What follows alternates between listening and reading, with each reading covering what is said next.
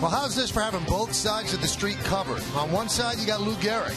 On the other side, you got Robinson Cano. I'd say overall you have a pretty good right side of the infield, one of which you'll see today as the Yes Network presents New York Yankees baseball. It's the New York Yankees against the Toronto Blue Jays in the middle game of a three-game set from Yankee Stadium in the Bronx. Hello, everybody, and welcome to Yankees baseball, along with Paul O'Neill and John Flaherty. I'm Michael Kay. Beautiful day here at the stadium. A nice night last night, except for the outcome for Yankee fans, as the Yankees lost a tough one. They left a lot of people on base, and they fell 5-3 to the Blue Jays. And behind the Blue Jays, again, was the guy that the Yankees are having a hard time stopping. In fact, in his last 8 games, Jose Bautista, a .730 on-base percentage. Well, it's just not against the Yankees. Last year, 54 home runs. This year, 9 already. Comes into today's game hitting .372. They're pitching around him. He's got 24 walks. Offensively, he is the man for the Toronto Blue Jays. He has been unbelievable for sure, and the Yankees will try to slow him down today. The guy who has to do that is A.J. Burnett. As we take a look at today's starters, Kyle Drabeck goes for the Blue Jays 2-0, 3.30. A.J. Burnett 3-1 with a 3.52. April's been a good month for A.J. Burnett, John, and today's the last day of April. Yeah, he's 8-1 in April as a New York Yankee, and obviously this will be his last start in the month of April. Last time out, you could argue this was his best outing of the year. He had a couple of strikeouts with that power curveball. Through 8 innings, only gave up 1 earned run. Unfortunately for him and the Yankees, he took the loss. Had a bunch of ground balls, some good movement. Double play his turn, and you can tell A.J. Burnett happy with the way his year is going. Well, A.J. Burnett would like to get some support from Robinson Cano. Boy, has Cano been raking. When we get back on segment 2, we'll break down what he's doing and why he's smiling so much of late. That's next on Yes. Yes is brought to you in part by Kia Motors. To learn more, visit kia.com. By Blimpie, America's Sub Shop. And by IOTV. IOTV offers you incredible HD picture and sound. Get the best in HD free. That ball's about to be picked up by A.J. Burnett in 3, 2, 1. There he goes. So we're almost ready for baseball. He will begin his warm-ups. And why don't we take a look at today's Blue Jays starting lineup, which is presented by Bank of America. The Blue Jays come into this game at 13-13. John Farrell, their manager, leads off. Their center fielder, Rajay Davis. Yunel Escobar, the shortstop, bats second. Batting third and playing right field, Jose Bautista. Adam Lynn, the first baseman, cleans up. Batting fifth and playing left field, Juan Rivera. The rookie, David Cooper, will DH. He'll bat sixth. Batting seventh and playing third base, Edwin Encarnacion. Jose Molina will catch. He'll hit eighth. And batting ninth and playing second base, Mike McCoy. Well, that Blue Jay lineup going to go to work against A.J. Burnett. Will make his 6th start of the year for the Yankees. He's gotten off to a nice start. As you see the numbers, 3-1 in ERA, 3.5, 26 hits and 30 2/3 innings. And we'll take a look at our Jeep pitchers scouting report on A.J. Burnett. You can argue he had his best start of the year his last time out. 8 innings against the White Sox, only gave up 1 earned run, 3 hits. This will be his last start in April. He's done a nice job in April as a New York Yankee, 8-1 in his Yankee career. And that fastball pretty straight through the zone, which a lot of times is bad news for a pitcher, but pretty good for A.J. He has not hit a batter this year, and he led the major leagues last year with 19 batters hit. Let's take a look at the Yankee defense behind A.J. It's brought to you by your Mercedes-Benz Tri-State dealer. In the outfield, you've got Gardner, Granderson, and Swisher left to right. In the infield, it's Chavez as A-Rod gets the day off. Jeter, Cano, and Teixeira third to first. Russell Martin behind the plate. And A.J. Burnett. Alan James Burnett is on the mound. Today's closed captioning brought to you by Verizon Wireless. So Rajay Davis, you want to keep him off the bases because he can run, he can wreak havoc. It's best to just retire him and have him sit in the dugout. So he digs in. A.J. Burnett is ready on a beautiful Saturday afternoon in New York City. And let's do it. The first pitch is a fastball strike. We're underway. Well, Flash, I see it. If it's in the vicinity, it's strike 1, I assume. Wally Bell, the home plate umpire.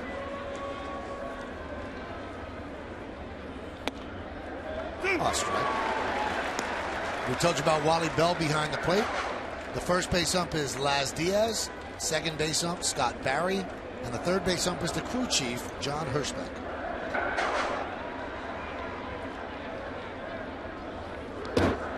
Now, Davis spent a lot of the month of April on the DL. He's been on base just 7 times this year, but he scored 5 of those times. He had a lot to do with the offense yesterday. And the pitchers, the game really slowed down. Pitchers taking their time. Cano out of position a couple times trying to hold him on second base. Guys like this really, really put a lot of pressure on the defense. 1-2. Lined right to Granderson. It's over his head, though. It took off. And it will go to the wall. Rajai Davis is at second. He's going for third. The throw from Cano is not in time. It's a triple for Davis.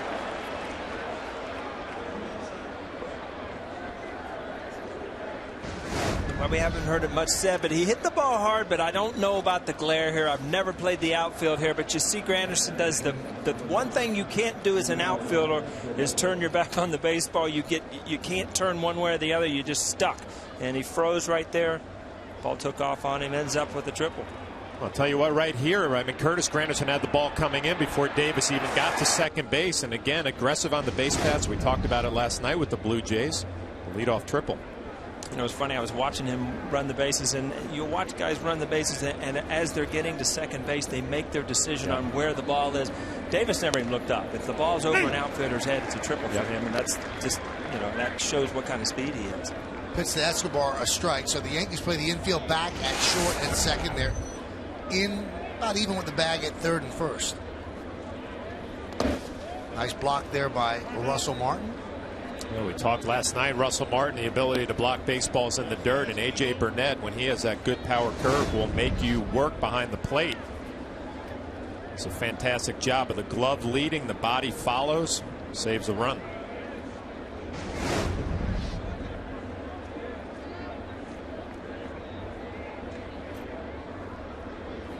One. Tap slowly back to the mound. He thought about coming home, but Davis too quick, so Davis will score the out made at first. An RBI by Escobar, and the Blue Jays are on the board 1-0.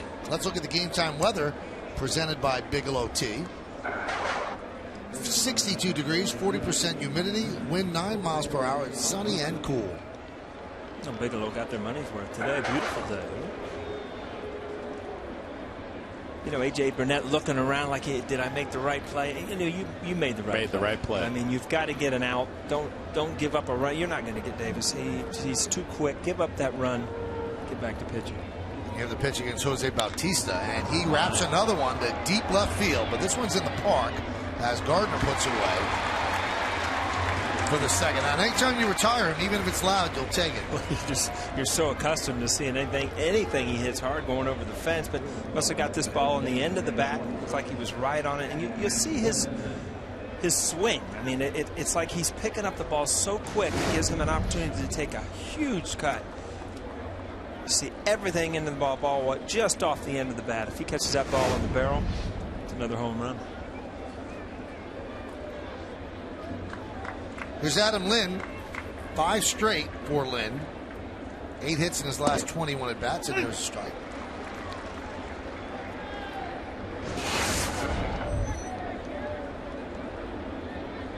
He is going to get a lot of RBI opportunities batting behind Bautista because Bautista walks so much. There'll be people on base. But he also has to provide protection for Bautista where they're not so inclined to walk him, because Lynn will make them pay.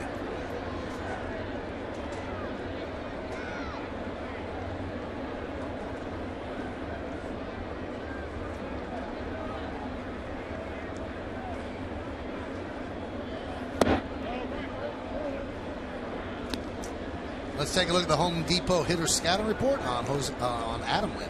Oh, he's getting hot. He just came from Texas. He had 3 home runs in 3 consecutive days. They're trying and hoping to get him back to the 09 form where he hit 35 home runs and drove in over 100 runs. And protecting Bautista, I mean, we've talked about that. I mean, the league knows, it's no secret anymore. The league knows what that guy can do, and hitting behind him, very important for the Blue Jays' success.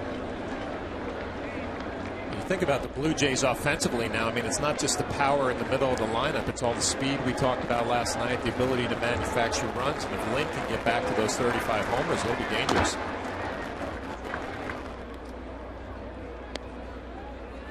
mentioned Roger Davis being on the DL most of the year, and it's just it's a different lineup. Yeah, when you've got a guy with a speedster, leading off, it sets up the inning for the middle lineup, and it just, I'm sure as a catcher, it drives you crazy knowing if he's on. Seem to stealing bases on. Swing and a miss. So Lynn goes down on strikes. Tough break for Burnett. Essentially got a fly ball to Granderson, who misplayed it. That triple turned into a run. Blue Jays won, and the Yankees coming to bat. Yankees starting lineup that will try to make up that deficit against Kyle Drabek, and the Yankees starting lineup is presented by Lexus. Yankees coming in 14-9. They lead off the captain, the shortstop Derek Jeter. Curtis Granderson in center field will bat second. Batting third and playing first base, Mark Teixeira. Robinson Cano at second will clean up. Batting fifth, playing right field, Nick Swisher. Eric Chavez, the third baseman, hit sixth. The number 7 hitter, the DH, Jorge Posada. Russell Martin will catch. He'll hit eighth. And batting ninth and playing left field, Brett Gardner. New York Yankee lineup going to get a look at the young right-hander Kyle Drabek, who's gotten off to a nice start this year. Came over to the Blue Jays last year and got a cup of coffee. Now 2-0, 3.30 ERA, 21 strikeouts in 30 innings. Take a look at our Jeep pitcher scouting report on Drabek. Everybody says he's the total package. 4 quality pitches, a hard thrower, and he has the mindset to be a big-time winner. And he was the key to the deal in the Roy Halladay trade. The Blue Jays needed him to do that trade, and they did it. They're very happy they got him. And a veteran presence behind the mound, or behind the plate, I'm sorry. Jose Molina catches Drabek every time he pitches, trying to mold him into a big-time Major League winner. And Kyle, of course, the son of former big leaguer Doug Drabek. Derek Jeter digs in. He is ready, and Drabek deals. 1-0. So, Michael, you mentioned Doug Drabek, and I was talking to some people around the Blue Jays today, and they said he's a totally different pitcher than his old man was. And, Paul, I don't know if you faced him, but many times. They say this kid is a hard thrower, a power pitcher, and his dad maybe not as much. That one is tapped right back to the mound. Backhanded by Drabek, and he gets Jeter. Yeah, his father was with the Pittsburgh Pirates, and when I was with Cincinnati Reds, we played him through the playoffs. And he was a control pitcher, had a good curveball, but nothing that was going to throw by him. But at that time, he was their number one pitcher. You did okay against him. 13 for 45, and in the NLCS game 2 in '90, when the Reds won the World Series, 2 for 4, double 2 ribbies, and you were 1 for 4 in game 5.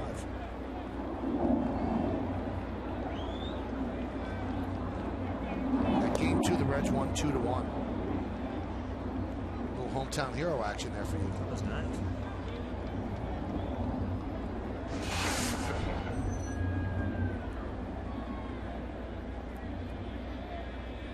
Now you see Drabek wears number 4. Very odd to see a pitcher with a single-digit number. So I did some investigating, and it's really not too exotic. He wore number 4 in high school as a baseball player, and number 8 as a football player.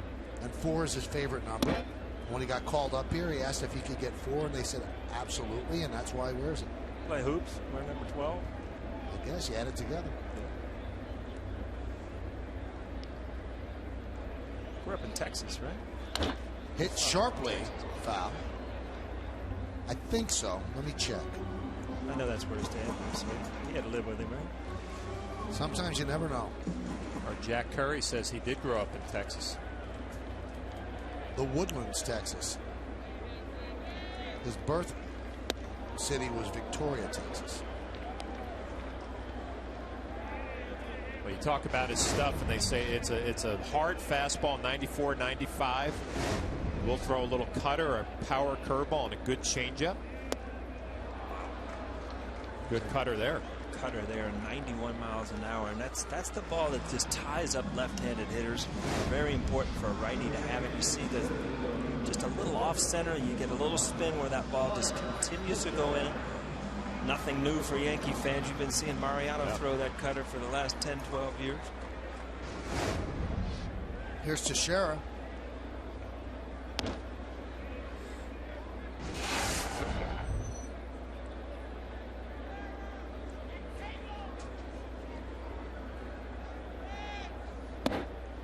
had one of those nights last night where, you know, if he hit the ball hard, it got caught. He about took Romero off the mound, and then if you got jammed, they made a great play. Shortstop made a great play over his head. Just one of those nights that no matter what you did at the plate, it wasn't going to work out for you.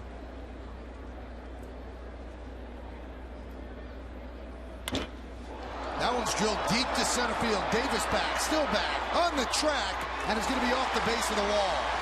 Teixeira gets himself a double. We were kind of wondering early in the game about Granderson, how he saw the ball. And you'll see, Davis, this ball was lost in the sun. I mean, he's quick enough to get back to the wall and find it. This time of the year, sun might be low enough. I mean, you see, it just a bad feeling right there. You just cannot see the baseball, can't see it. Plays it off the wall, keeps Teixeira at second base, but a helpless feeling as an outfielder. Everybody thinks, you'll just wait, it'll come out. Sometimes it doesn't. It's not like you have, you know, a minute or something for that ball to come out of the sun. It happens so quick.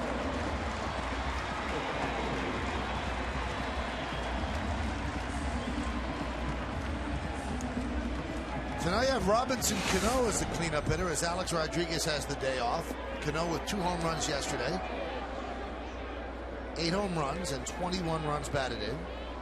This will be interesting to see. Everybody knows around the league now how Robbie Cano is swinging the bat. You've got a base open. This is going to be the time where you start seeing people pitch around him.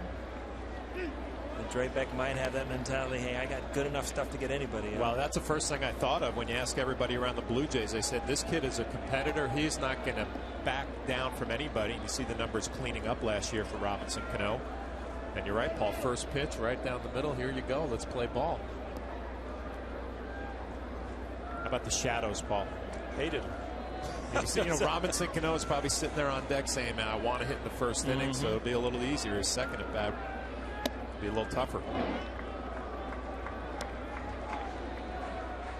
Cano, the only second baseman in the last 50 years. See the shadows here. Now, once they get about halfway, that's where you get trouble as a hitter, because the ball will go out of that sunshine and kind of disappear into the shadows, and your eyes just cannot adjust that quick. You don't even listen to me, do you? What? I'm telling a story. You start drawing stuff on the telestrator. I got something important to say. We're not talking about a story right here. What were you talking about? I was saying he's the only second baseman in the last 50 years that had 8 home runs or more in 2 successive seasons in April. Now, and you're going like this. Flash. Is that as important as we're talking about the game and the shadows? The at-bat, the first at-bat is huge, the shadows. Michael, if we need you, we'll let you know, all right? The 1-2 swung on and missed. Tough so pitch. They get Cano. No runs a hit, no errors, and 1 man left on base. We played 1, Blue Jays 1, and the Yankees nothing. Position produces the best managers. You can text your vote to 58772. Standard text messaging rates apply. Here are your choices. Is it 1 catcher, 2 infielder, 3 outfielder, and 4 pitcher? It seems to be that catchers, at least lately, make the best managers. It seems to be. I mean, I don't even think this is. I don't know why it's just a given that catchers make the best manager, and that that's the way it is. But why is it a given that catchers make the best manager? Well, just think about it. You're out in the outfield working on your swing. Catchers are actually thinking about a staff, right. Fielding, where the fielders are positioned. It's all about channeling things. You've got too many things going on in your mind where I can channel on one thing when I'm worried about this. And as a manager, I guess I don't even want to go there. I guess as a manager, you need to get outside that one little area. And one of the reasons we asked that question is that it seems as if pitchers and pitching coaches don't make good managers. I mean, Tommy Lasorda, obviously a Hall of Fame manager, but you see a lot of pitching coaches that become managers and they're not successful. But a guy like Bud Black has been successful. Yep. He was a pitching coach and obviously a pitcher before that. And now John Farrell's trying to make that same transition. Roger Craig was a good pitching coach. He became a very good manager. Another catcher, Buck Martinez. Some TV work for the Blue Jays. You're looking back. I mean, minor leagues through the major leagues. Who do you consider your best manager? Tactician-wise, who you played for? Grounded up the middle and past Jeter into center field, a base hit for Rivera. Wow, and you played for so many. I mean, it's different. Playing for Sparky Anderson was different than playing for Joe Torre, obviously. Bruce Bochy in San Diego was, another catcher turned manager. Won a World Series last year with the Giants. Enjoyed playing for him. Well, you have some stories, Lou Piniella. Yeah, I mean, I played for outfielders. Pete Rose was a second baseman, first base. Joe Torre, best people skills, no doubt in my mind. Tactician-wise, as far as probably Buck Showalter. So you're right, a lot of different angles that managers can be successful.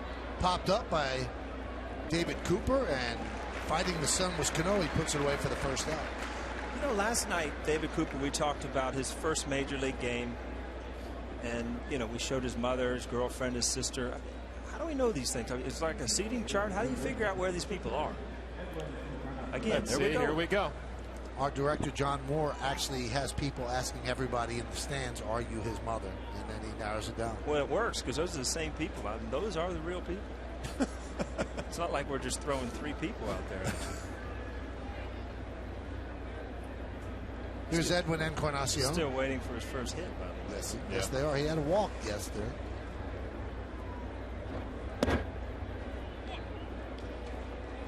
IOTV offers incredible HD picture and sound. Get the best in HD free. IOTV is the official HD service provider of Yankees baseball on Yes.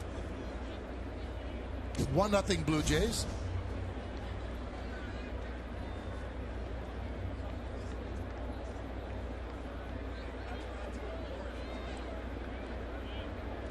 The 1-0.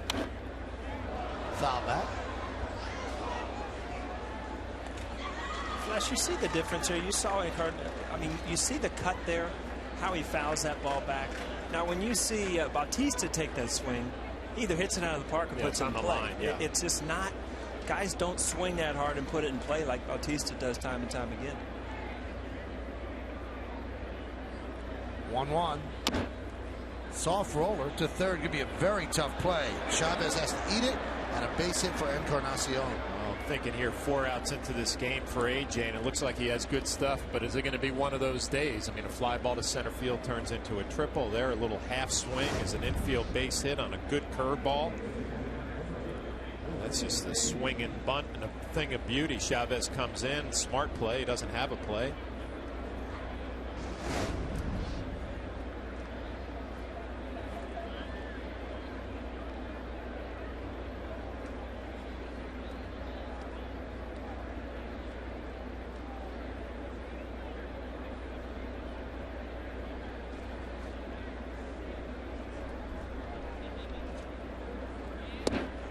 Molina takes outside. I always thought it was weird when you face guys that you played with. Even more so, I'm looking in your case as a catcher, a guy that you know the way they set up hitters. You know exactly what they want to do. Next year, you're facing him as a hitter. What do they say? See the ball and hit the ball. You can't do that if you're Jose Molina, because automatically you're thinking, what would I call if AJ was pitching here in this count, this situation? Good numbers early on. Getting off to a nice start. Jose Molina swinging the bat. That was always the toughest part. Trying to clear your head and just try to see the ball and hit it against a guy that you've caught before. The 1-1. 1-2. Now, Molina has to be the type of backup catcher that you can't use him all the time, because if you use him all the time, he's going to end up wearing down, and he's not going to hit very well. You got to be able to use him maybe once, at the most twice a week. And one of the reasons the Yankees didn't retain him was that Posada, getting older, needed more days off, and they felt that Jose Molina would not be able to handle that workload. As he swings and misses for the second out. Obviously I'm a little biased being an ex-catcher, but I mean, he's such a valuable guy to have on a staff working with a young pitcher. And you see the power curveball here. Tough pitch to hit on any day or night, and even with the shadows creeping in, a little bit tougher to pick up the rotation.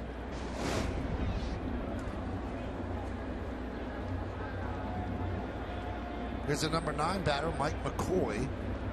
McCoy 2 hits in his last 13 at bats, playing second base today.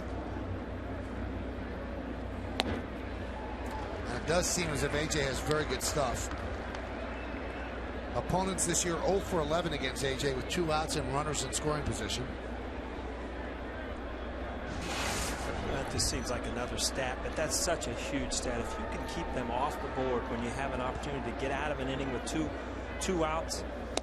Looking back, Jimmy Key was unbelievable getting that final out. Andy Pettit always seemed to have the knack to get that last out to save runs, and that's how you win games as a pitcher.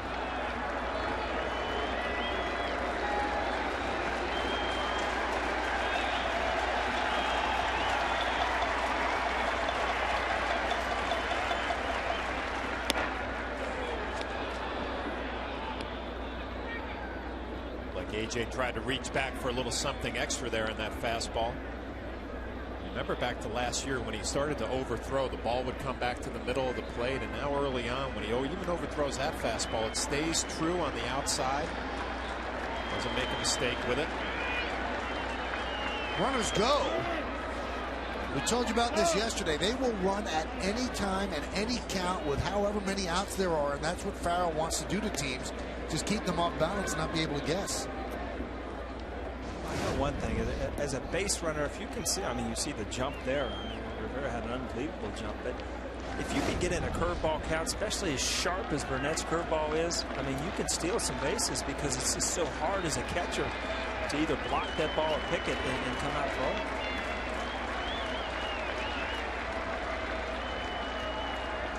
2-2. Swing and a miss. AJ strikes out McCoy, and that'll do it. So the double steal doesn't affect them. No runs, 2 hits, and 2 men left. We go to the bottom of the second. It's 1-0 Blue Jays. 1-0 Blue Jays over the Yankees. Let's take a look at the Blue Jays defense behind Kyle Drabek. Brought to you by your Mercedes-Benz Tri-State dealer. Rivera, Davis, and Bautista. Left to right in the outfield. And in the infield, Encarnacion, Escobar, McCoy, and Lind. That's third to first. Veteran Molina behind the plate, and Drabek is on the mound. There's Nick Swisher, 3 hits in his last 16 at-bats.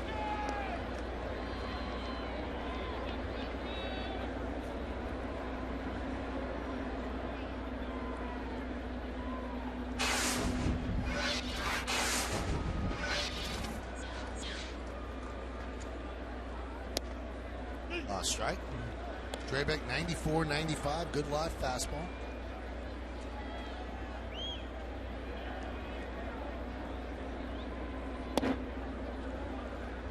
Count 1-1. You see the movement of that fastball too. Seldom do you see guys, hard throwers, get that much movement on their fastball, and that's what makes it difficult for the hitter.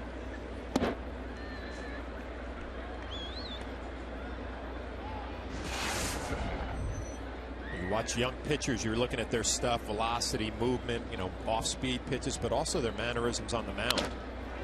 That one's looped into left field. It's going to be base hit in front of Rivera. So Nick Swisher picks up a leadoff single. Probably a little movement on that fastball led to a base hit off the end of the bat for Nick Swisher.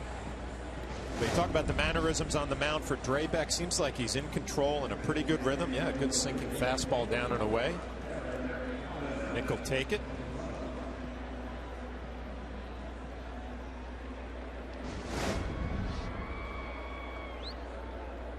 See Nick Swisher lately starting to come around, but if you watch that last swing, it's just that front hip is starting to leak a little bit, which opens you up, causes you to hit that ball in the end of the bat. Last year when he was real calm, it seemed like everything was at the pitcher. Real close to where he was, but you can tell that there's just a little leak on this left hip, kind of opening up towards the dugout.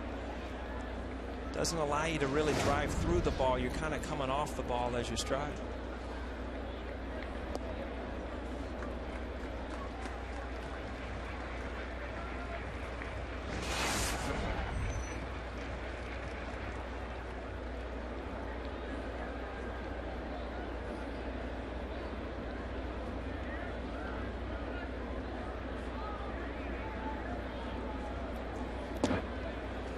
Count 3-0 to Chavez.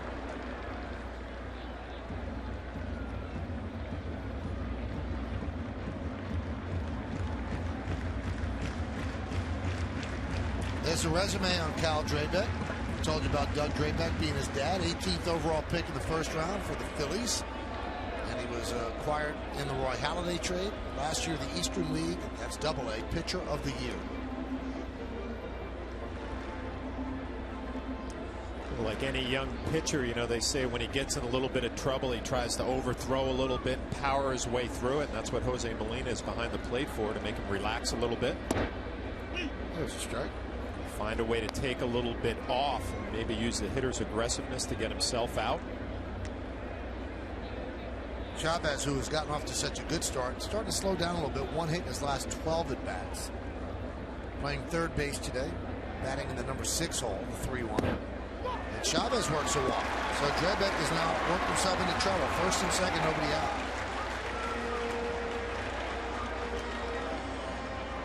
Chavez, one of only 3 Yankees with more walks than strikeouts. Jeter and Alex Rodriguez are the others. Well, Michael, you said he got off to a great start. It's a great problem to have for the Yankees, but you know, A-Rod's going to play 150 games, and Teshiro's going to play 155 games if healthy. How are you going to get, I mean, if he continues to hit, how are you going to get this guy, you know, a couple hundred at bats? Right here, if Jorge doesn't hit. Yeah. Right now, Jorge's struggling. One hit in his last 25 at bats.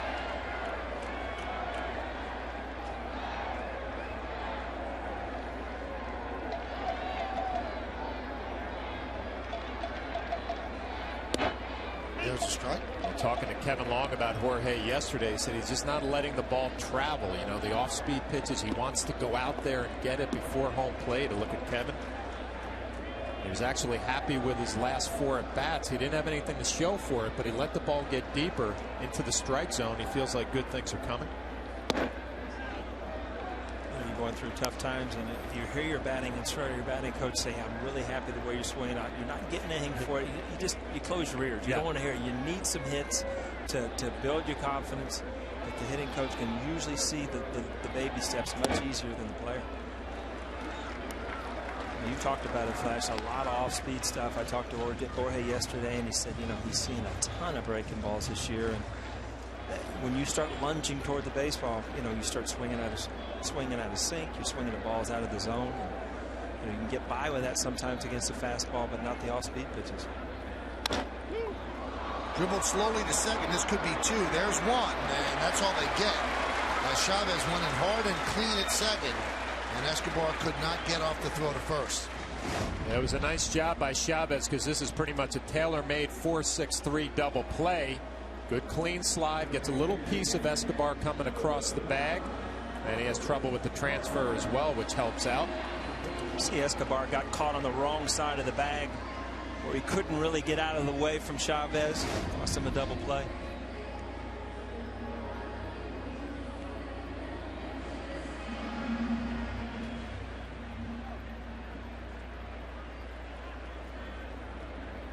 Here's Russell Martin. Russell, 3 hits in his last 18 at bats, still hitting .292. 6 homers, 18 ribbies, solid work behind the plate.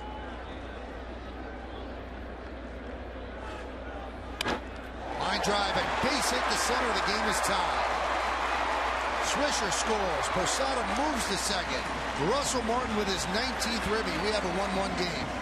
I was just thinking back to last night's game. The left-hander Ricky Romero for the Blue Jays was getting a lot of bad swings, and then all of a sudden Russell Martin comes up and he hits a double to left center field.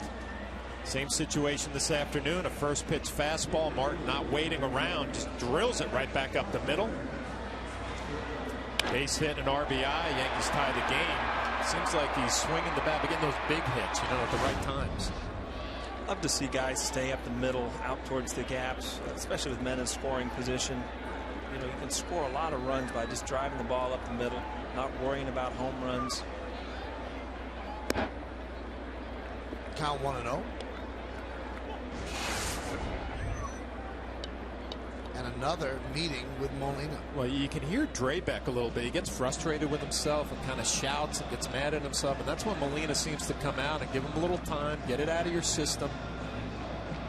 Damage is already done. Let's go to work on Brett Gardner here and see if we can get an out.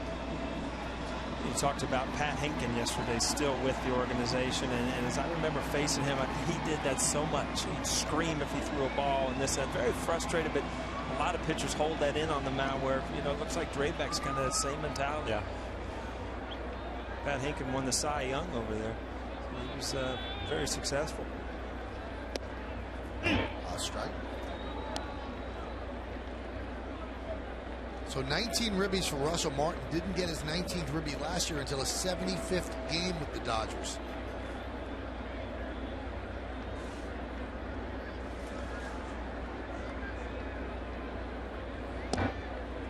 Strike. Wally Bell behind the plate. Brett Gardner doesn't look like he was real happy with that call. Sinker off the plate. Draybeck gets a strike call.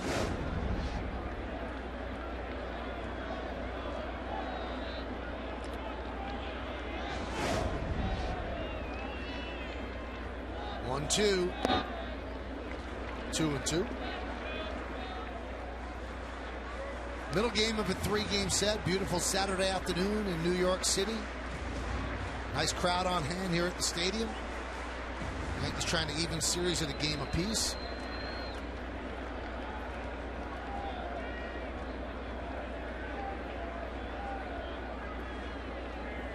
Pitch inside. Derek Jeter's on deck.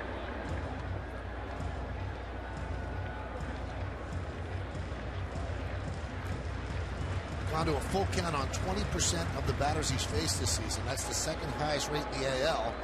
Not bad company, though. John Lester at 22%. And he walks Gardner. Gardner 4 for his last 10, also seeing pitches better and walking more, so maybe he's starting to come out of it. Bruce Walton, the pitching coach, will come out and talk with Draybeck and give us time to remind you that you can take the Yankees with you when you travel out of the Yankees' home territory. How? Well, you subscribe to MLB.tv today to see Yankees game live or on demand on your computer and your favorite devices. Visit Yankees.com to order and get more details. MLB.tv, baseball everywhere. Flash, looking at that full count percentage we just had on it, and you look at a lot of pitchers, and I'm just wondering, you know, your thought on this. I look back at Mike Mussina, strike one, strike two, then all of a sudden they get into a different mode of trying to throw that perfect pitch all the way back to 3-2, and he has great stuff, Drake. Yep. He can get ahead in the count, then all of a sudden, you know, does he try to throw that perfect pitch? Yeah, I think it's obviously two different guys. Mussina, a veteran guy who would like to get you to swing at a pitch off the plate, and Draybeck maybe doesn't believe his stuff is as good as it is and tries to be a little bit too fine. Once a young kid with an arm like this figures it out, it's probably going to be a pretty nice career. Here's Jeter, struck out with the bases loaded yesterday, and this pitch is low. He was a little late on a 91-mile-an-hour fastball upstairs yesterday. That was 92, and Draybeck has little hair on the fastball today at 95, so Jeter's up in the count 1-0. He tapped back to the mound in the first inning. Derek hitting .256. A strike. You got to believe that's the pitch they're going to attack Derek Jeter with, that good running fastball inside. He's got good velocity and good movement, possibility of getting a ground ball double play. See if Derek can look for it, maybe take care of it.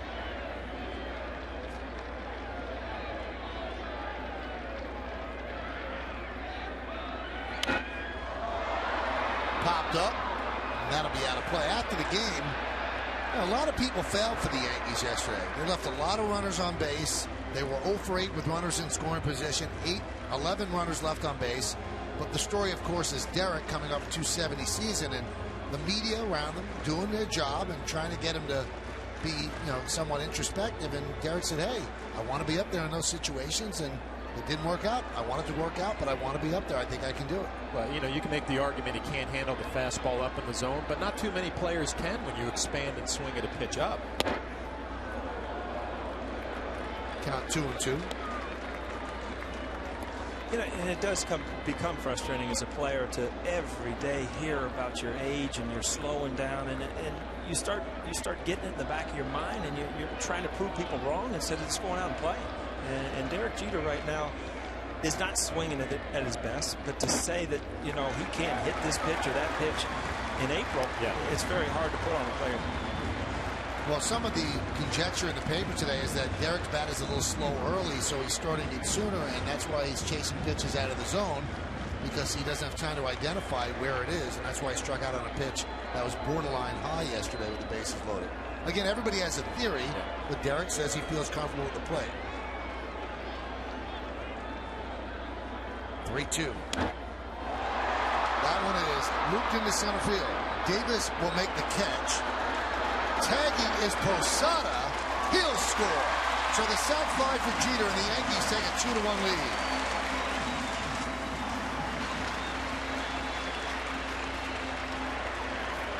Again, as a hitter, man on third base, your first priority, get this guy in, get a ball up in the zone, kind of fight it off. You see that Derek did that. And right here, the big thing that center field is a tough sun field right here. And, you know, this is going to be a fastball in. Derek doesn't turn on it, stays inside. So he gets jammed a little bit, but deep enough. But Davis can't stay back on the ball and get a running start to home plate because you're having so much trouble out there with the sun. Here's Granderson. He fouls it back. The old ballpark, I mean, the sun field was left field. Michael, you remember last year, this time of the year, the center field being in trouble? No, I thought, you know, I mean, it's geographically, it's laid out the same way. Left field should still be the problem. The 0-1. It's just a block over, but laid out the same way.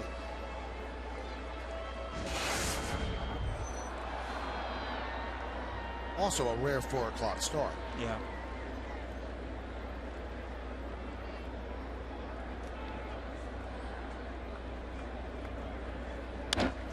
Lined into left field, it is a base hit. Russell Martin rounds third. He's coming home. Here's the throw, not in time. Granderson with an RBI single, and the Yankees up 3-1. Well, we've been doing all this talk about the shadows, and it's probably going to be tough to pick up pitches. And Curtis Granderson had a pretty good at bat, fouling off some fastballs, and then he gets a curveball down and away. Nice piece of hitting going the other way. And Paul, you mentioned that those 2-out hits that are valuable. Big hit by Curtis Granderson, giving the Yankees another run here. Nice at bat. Nice job of hitting the other way. You know, some at bats you just see the pitcher blatantly make a mistake and you center the ball, you drive it, and then you really appreciate at bats like that. That wasn't really a bad pitch. Had, you know, a movement away, down and away. Granderson just put a really good swing on it. With men in scoring position, you drive in and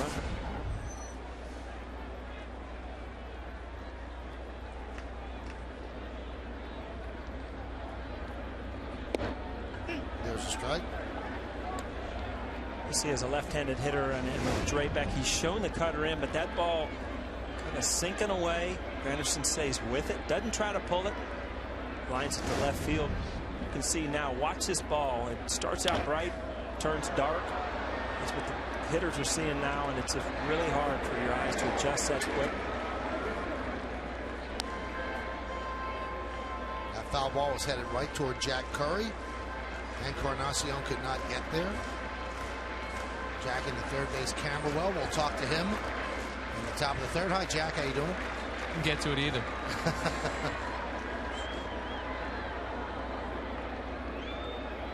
The 1-2. 2-2. You see Jose Molina behind the plate wearing some sunglasses. That's the deal with the shadows that you're seeing right there. A good look at it.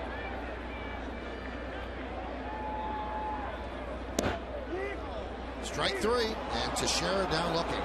But the Yankees take the lead. They score 3 runs on 3 hits. No errors, and 2 men left on base. Paints the outside corner for the final out. We'll go to the third. And scoreboard, Yankees lead 3-1. A 35-pitch inning for Kyle Draybeck. So as we go to the top of the third, we also go back downstairs to Jack Curry. And Jack, we were talking before about really an overabundance of breaking balls that the Yankees have been seeing from opposing teams. And I know you spoke to the Yankee hitting coach, Kevin Long. Does Kevin agree with that? He does agree with it, Michael. And the game that he cited was earlier this week, Tuesday. Gavin Floyd, who's a fastball pitcher. This is a guy who can throw 92 to 94. And in his start against the Yankees, 31 of his last 32 pitches were breaking balls. And to Kevin, that was obviously an indicator that this was a guy who thought he had a better chance of getting the Yankees out with breaking pitches than fastballs. Kevin said he relates that to earlier this season. Yankees are hitting a lot of home runs on fastballs, and teams are going to try and pitch them a little differently and not let hitters know that a fastball is coming, maybe try and mix it up a little more.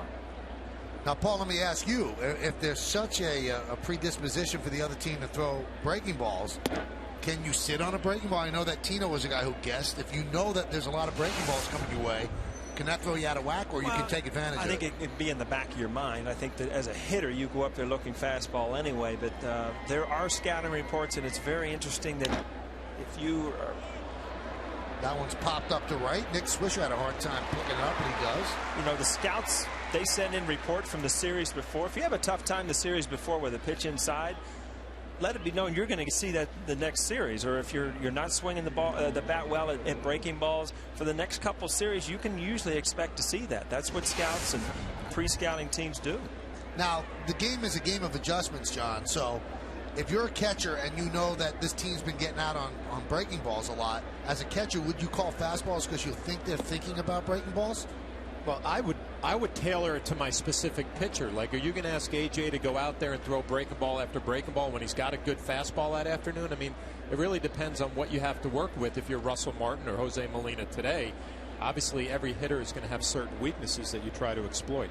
Jack, is Kevin Long concerned about this? No, he's not concerned, and he mentioned several Yankees, Cano, A-Rod, Teixeira. He said they're all good breaking ball hitters, and what he also likes, Michael, is he said the Yankees, he believes, better than any team in baseball, have the ability to stay back on the ball. He said some teams hit off their front foot. He teaches his guys to stay back for as long as they can, so he doesn't consider it a big issue. He said he wants it to be something that his hitters have in their mind. Just be aware that this may be the way that teams are going. And John is right about Molina, by the way. Molina told me before the game, rather than fastball, breaking ball, he said, I'm worried about location. Where's my pitcher putting the ball?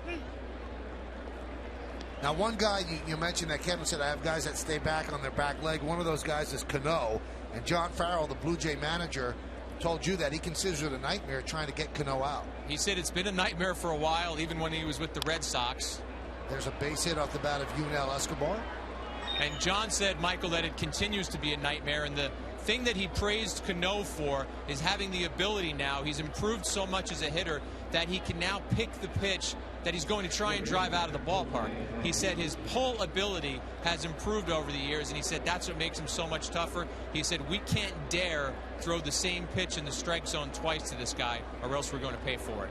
Now, Jack, I know you're talking to a lot of people around the league, and the people that I talk to, you're getting the sense that now Cano is considered in the top 5 of all the hitters in the American League. Would you agree? I would agree, and I think that you look at the guy that's up right now for the Jays, the way the Yankees are looking at him right now, I think other teams look at Robinson Cano in that way. And Flaherty wouldn't go that far. I'm sorry, Farrell wouldn't go that far. When he was asked, is he the guy that you try and stop the most in the Yankee lineup? He said, listen, they have a lot of guys in that order. He didn't want to come out and say Cano was the one guy. But I do believe, Michael, that you're right, that he is the guy when teams have scouting meetings, they say, we can't let Cano be the one who beats us. Let's ask Flaherty. Flaherty, would you go that far? Would you say, in fact, that you can't let Cano beat you in the Yankee lineup? You know, listening to what John Farrell was telling Jack, it reminded me of Edgar Martinez, that you cannot pitch him, Robinson Cano, the same way every time. And last night they tried to throw a few fastballs in there. He made him pay. You have to change at bat to at bat, change your patterns. Don't let him figure anything out or he's going to wear you out. Now, we also mentioned earlier that Jose Molina behind the plate for everyone in Drabek starts. They want him to be the tutor or the mentor for Drabek. And how's that working out for Molina? Molina loves it. He said he likes to have a pitcher-catcher relationship, and John will appreciate this. He said where there's trust and confidence. He said, I want them to know when I put down a finger that I believe in it, and I believe that they can throw the pitch to that area, and I want them to have the confidence in throwing that pitch. And he also, guys, by the way, everyone knows he was a Yankee here a couple of years ago, so I had to ask him, he was here when the Yankees won the World Series, if he brought his World Series ring with him today. And he said yes, and he pointed to his locker. He said it's right in there today. So he's still proud and happy to have that ring. He has 2, actually, because he has one with the Angels as well. Now, final thing, Jack, that foul ball was right near you. Did you go for it or did you shy away? The foul ball that Bautista just hit, or the foul ball that almost hit your wife half an inning ago? The one that almost hit my wife. I like that. Right. It did. It came closer to Jody than it did to me. Wow, Jody has good seats, huh? She does. And no, I didn't go for it. I decided to stay in the box. I was preparing for this report, Michael. There's Jody. All right. Well, tell Jody I said hi, and we'll talk to you a little bit later on. All right, guys. Thanks. All right. Thanks. Here's the 1-2 to Bautista, and he lines that the other way, giving Chase his swisher. He can't get there. Bautista usually doesn't go that route. The throw comes into the first baseman, Teixeira. It's a double for Bautista, and the Blue Jays have runners on second and third with one out. Well, we saw last night the spreadsheet right on Bautista. He pulls everything, and he just beat the shift right there, going the other way. You know, I think you're waiting so long right there. That ball is away. There's not much to do with it to pull it. But I tell you what, he's really something. Take a look at the Coors Light cold freeze can. Not just a true home run hitter. He's a great hitter right now, hitting close to 380 right now and just doing everything he can offensively. You know, Paul, I want to ask you, because you had kind of a big leg kick, and there was such a big deal last year that Bautista got ready earlier when he was in the box to hit, gave him more time to recognize pitches. I mean, it can't be that simple, can it? Well, you know, it changed the way I hit, and it looks like he's doing great things with it. All it does is you do start earlier, but it keeps you back, and it allows you to see the ball longer. But you can see when he gets the ball in the strike zone, the sacrifice fly here, I mean, he just unloads on it. He's not holding anything back. So Adam Lynn hits a sac fly to Gardner. As Yunel Escobar scores, it's now 3-2 Yankees.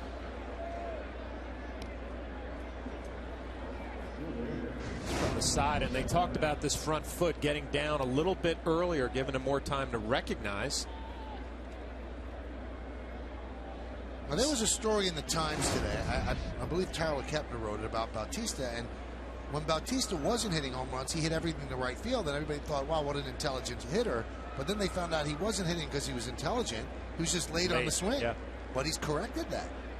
And now he goes to third. He's not late there. He steals third base. This is going to annoy you if you're catching Flash because, I mean, these bases are stolen on A.J. Burnett. I mean, Russell Martin has absolutely, I mean, that's a walking lead right into an easy stolen base. Well, you know, this probably over the advanced reports with A.J. having trouble with the running game last year, they probably came into this game saying, let's try to exploit it. We're running more, and early on through 3 innings, it looks like they're doing it. And you think, you know, 2 outs, you get an out here, it doesn't cost, but it does sometimes affect the way you pitch because you got to watch that pitch right there. That's it right there, and it puts a lot of pressure on Russell Martin, and you can't say enough about that play. I mean, if we get another look at this, how much ground he covers where he starts, reads the baseball down in the dirt, and like I said before, glove starts and the body follows. I mean, that's just covering a lot of ground to save a run.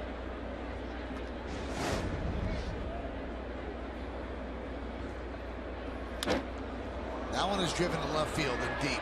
Going back, Gardner still back. He's got room, though, and he'll put it away for the final out of the third. 1 run, 2 hits, no errors, 1 man left. We go to the bottom of the third. It's 3-2 Yanks. Express, enjoy the journey. One more game here on this homestand tomorrow at 1:05. Of course, we're going to have it on Yes, and everything starts at what time does it start? 12:30 to 12. It starts at noon with the BP show, of course, and then the Yankees hit the road 4 in Detroit and 3 in Texas, and every single one of those games is going to be broadcast on Yes. Every one. A lot of stuff to do. Very unusual. This early in the year, you'll get a string of 15, 16 days without a day off because, you know, early in the year you get a lot of rainouts and they schedule days off just in case. And the Yankees are in a stretch where they're playing a lot of games. Lincoln scoreboard 3-2 Yankees lead. Right now the Yankees are in the middle of 16 in a row. Then there's a day off and then they play another 16 in a row. So 32 in 33 days as Robinson Cano lines a single to right field to open the third. I guess if you're John Farrell, you're just happy there aren't any runners on base and the ball didn't end up in the seats. Pretty good pitch by Drabek down and away. Robinson Cano hooks it into right field.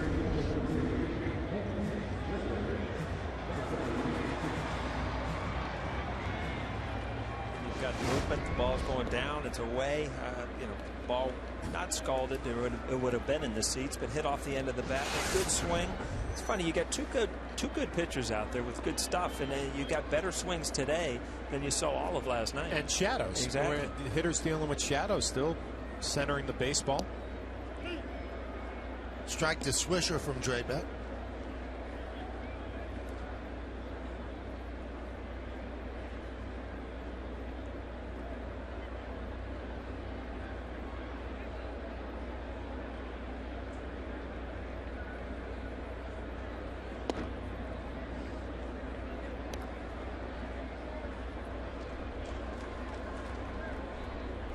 Nick Swisher is a batter that can hit anywhere in the lineup, and proof positive of that he has batted in every spot in the lineup, and he has homered in every single one of those spots from 1 to 9.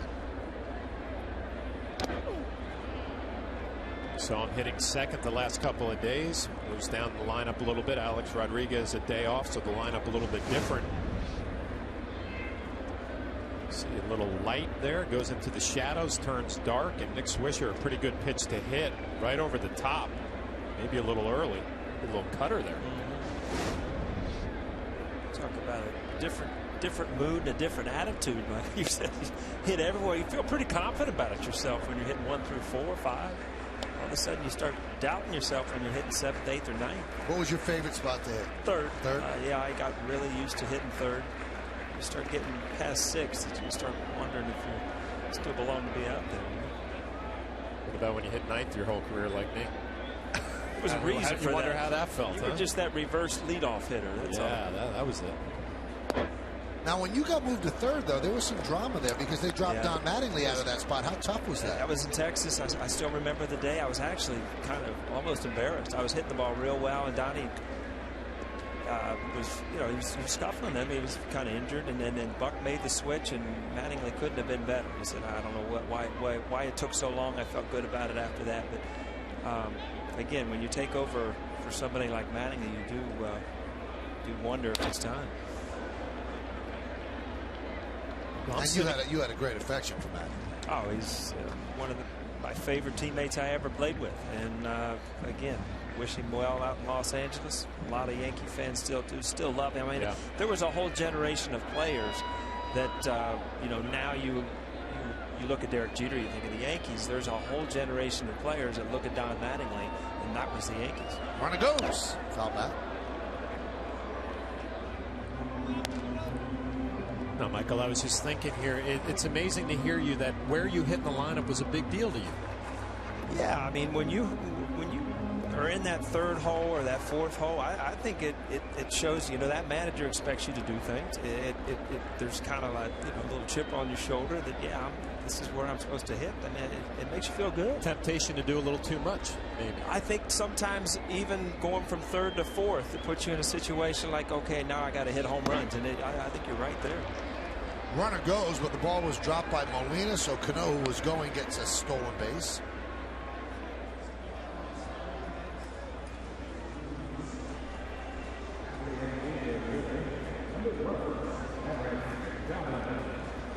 So Cano adds a stolen base to his arsenal, and now he's in scoring position for Eric Chavez. Just to finish the point about Paul hitting third, 850 starts in the number 3 hole, hitting .293 lifetime there with a .367 on base percentage.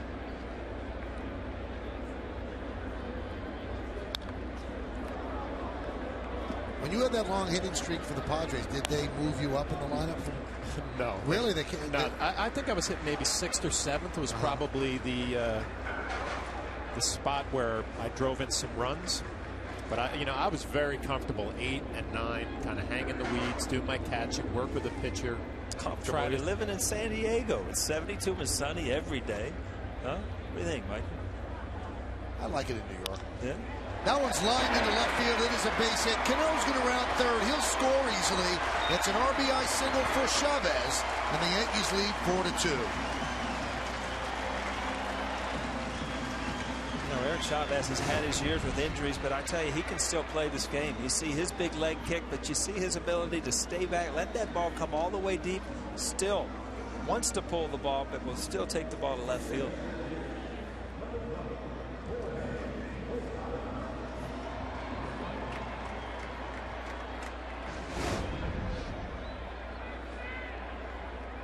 There's a guy that, I mean, how do you, coming from Oakland, he was a dead pull hitter. Yeah. That big leg kick. I mean, remember how you got him out? Well, it was a mistake if it hit the ball the other way, like you're saying. But, with anybody with a big leg kick, you try to tie him up inside. We used to try to tie you up inside.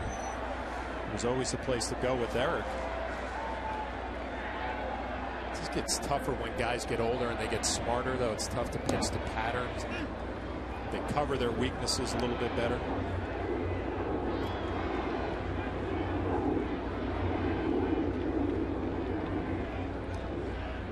Well, Well, the biggest weakness that Chavez has had the last couple of years is just staying healthy.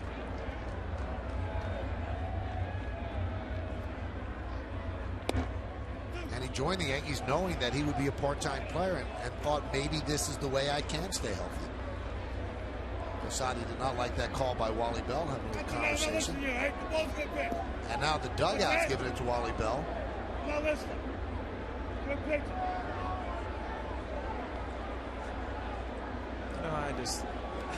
It still irritates me. I mean, if you're the umpire, look at what are you going to be listening in the dugout for? Might be some fan in the front row for all you know. I mean, that ball's away. It's just borderline up and away. That's just the way it is. You missed the pitch.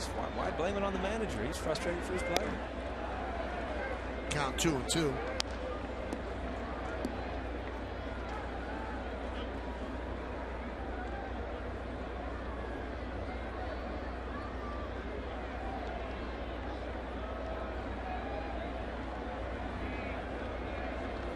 I'm going to put you on the spot, Paul, as that one kicks away from Molina. And this is a totally serious question. Do you think that a player could say anything they want to an umpire and shouldn't get thrown out? No. I mean, there's definitely rules and regulations that you stay away from. But I don't think every time in the heat of the moment you open your mouth that the umpire should be able to get right back in your face, because you have emotion as a player where I don't think an umpire has the same kind of emotion. And sometimes you do things without thinking or screaming and yelling. And you know, an umpire is supposed to be to hold court out there, not to aggravate the situation. So a walk by Posada. Well, they have been unhappy with Bell for most of this game. They've been barking from the dugout, and then Bell finally had enough and headed toward the dugout. Now, Paul, they're going to show, this is Bolin. This Bill Bolin, our producer, has to show the stuff. There we go. That's just wrong. Can we just cut the tape, you know? Get rid of it? Like erase it? Michael, you wanted to draw lines earlier. Let's get rid of this stuff. 4-2, Yankees lead, first and second. And Russell Martin fouls it off. Flash, I know you'll agree with me here, but an at-bat means much more to a player than it does to an umpire. Oh, there's no doubt about it. And sure. so for the emotion of the player to be held against him, I don't agree with that part of it. But I do understand that umpires, and more so now, umpires are very good at what they do. And I don't think it's as easy as it looks, because it's very easy to hit up here too in the booth. It's very easy to call strikes and balls. But when you're down there and you've got movement and the ball's going 95 miles an hour, I think it is harder.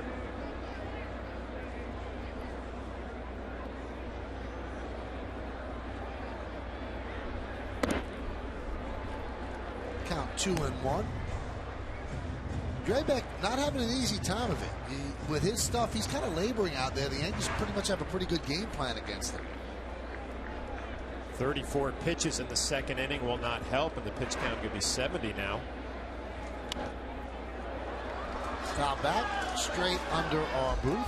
You know, he's consistently at 90, 91, 92, where, you know, first inning he came out 94. So, you know, you do lose a little bit when you have those long innings, 34 pitches you talked about. So he hasn't regained his form from where he started the game, where he was throwing mid-90s.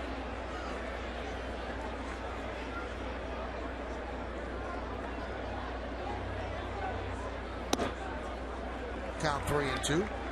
Waiting for it, too, as you see Frazier getting loose in the Blue Jay bullpen. I heard you had this power curveball, like a slurve type. We haven't seen it. Haven't seen a breaking ball. Just a lot of movement, a lot of fastballs, and a lot of cutters, where some of them haven't. Yeah. And those are the balls he's getting hit. 3-2. Bounces it, and the bases are loaded. So Bruce Walton is going to have a little bit of a conversation. So that's 4 walks for Draybeck, and that matches his career high. This copyrighted telecast is presented by authority of the New York Yankees. It may not be reproduced or retransmitted in any form, and the accounts and descriptions of this game may not be disseminated without the express written consent of the New York Yankees.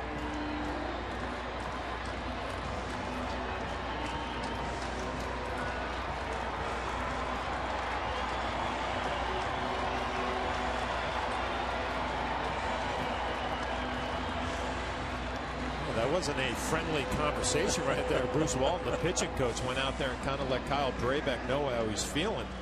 Start challenging some hitters. Get right after it.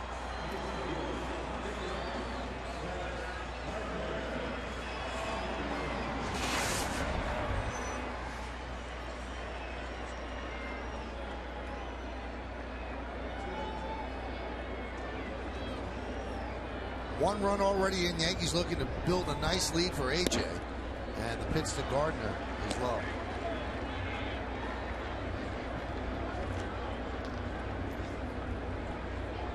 It's amazing. Look at that, 73 pitches. Bottom of the third inning.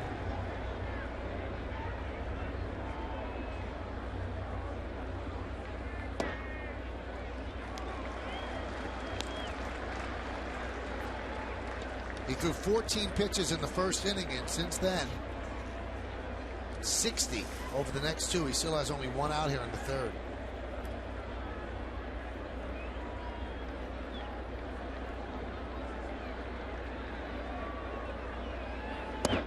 There's a strike. You know, Kyle Drabek's going to be a good pitcher. I mean, he's got enough stuff to win at this level, but for any young player coming up to the big leagues, you gotta prove it to yourself that my stuff is good enough to either beat a major league team, beat the New York Yankees, and clearly early on not really trusting his stuff. And you can see his frustration. He's just gripping the ball tighter, trying to throw it harder, and he's, you know, things aren't working for him. And you know, you take a guy like Freddie Garcia last night, who just has half the stuff, but you know, pitched around and could step back from the mound and realize what he needed on a certain pitch to get out of an inning. Just, you know, the veteran pitchers are so good at just slowing the game down and realizing what they need to get out of that inning. 2-2. One pitch away from forcing in a run. Gardner has 4 walks over his last 3 games. He had 4 walks total through his first 20 games. So seeing the ball better, he walked in the second inning. A walk here would pick up an RBI for him and give the Yankees a 5-2 lead. And here is the payoff from Drabek. Loop to left field. That is going to dunk in for a base hit. Everybody moves up a base. Scoring is Chavez, and the Yankees lead 5-2. Now, Flash, he's going to answer my question for me. I mean, if you walk him there, you figure he's out of the game. But you throw a loop little single, still enough. And you see the frustration.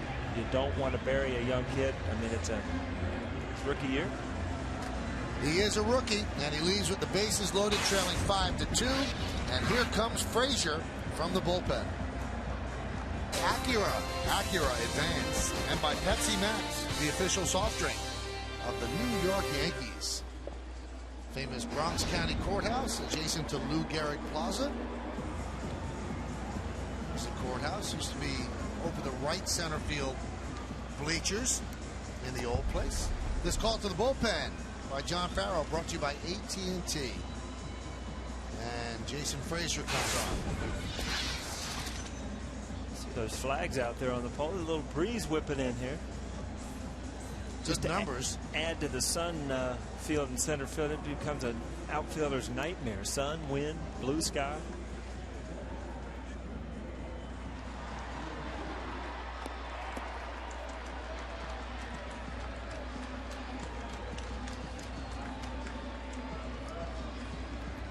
Those are the numbers on Kyle Drabek. They're not pretty, and the 3 runners on base are his responsibility.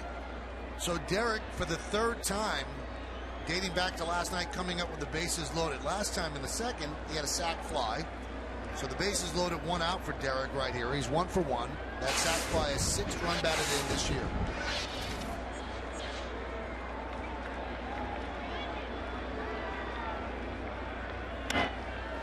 Popped up. Should be deep enough to get in a run. Bautista has a great arm. He fields. Here's the throw, and it doesn't get in a run. Posada at third. Didn't want to test Bautista's arm. That was a pretty good decision, too. Bautista has a good throwing arm from right field. Jorge was able to score on Derek's last sacrifice fly, which was to center field. This one to right field. Like you mentioned, that Davis wasn't able to get behind the ball. The last sac fly, you see Bautista Gets a nice running start towards home plate and a strong throw. Perfect right on the line. He was double figures last year in outfield assists. I mean, you talk all about his offense, which is natural with the numbers he put up.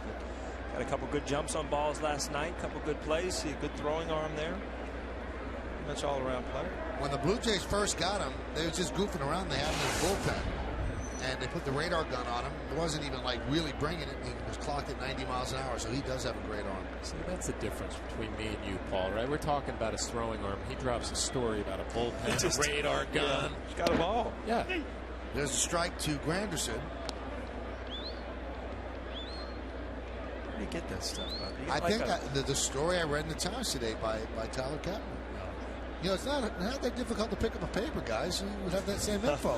Now, how many kids do you have at home? Last time I checked, none. Okay. Well, that explains it. It's not as easy to pick up a paper when you got 3 of them running around every morning. Just pick up your coffee and a couple papers and just relax. A couple hours to read, break it down. No, it doesn't work that way. Flaherty usually house. flipping pancakes and screaming at Aaron to pick up his own plate. Something. Lacrosse, soccer, yeah, you were at a lacrosse baseball. game today, right? I did it all before it came. Logan's a pretty good lacrosse player, huh? Logan had a big day today. A couple of goals. Lawrencetown Bulldogs pulled out a 3-2 victory. Lacrosse. That one is drilled to right field. Backing up Bautista. He has room, and he puts it away for the final out. So Frazier comes on and gets the final 2 Yankees of the inning. But the Yankees get 2 more runs. They strand 3, and we will go to the 4th. Line quiz. Juan Rivera is one of 5 players from the 2003 Yankees World Series roster who has played for other teams this season. Who are the other 4? We'll find that out in the bottom of the 4th inning. So 5 players from that 2003 team. Now, does that count Flaherty because he's playing for the Yes team now? The name is John Flaherty, not Flaherty. Come on. How many times do I say Curry always calls you Flaherty, so I kind of got caught up in it. Yeah. I'm sorry. I should know the answer to that.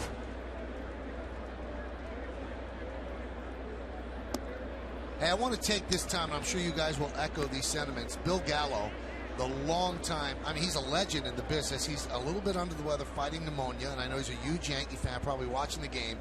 And the time that I spent in the newspaper industry, he's probably the classiest person I've ever come across, a legend with the New York Daily News, World War II veteran. I mean, everything that you could say good about a man, you could say about Bill Gallo. So we send out our best wishes, and Bill, get back to drawing real quick because it's just, he's an amazing guy.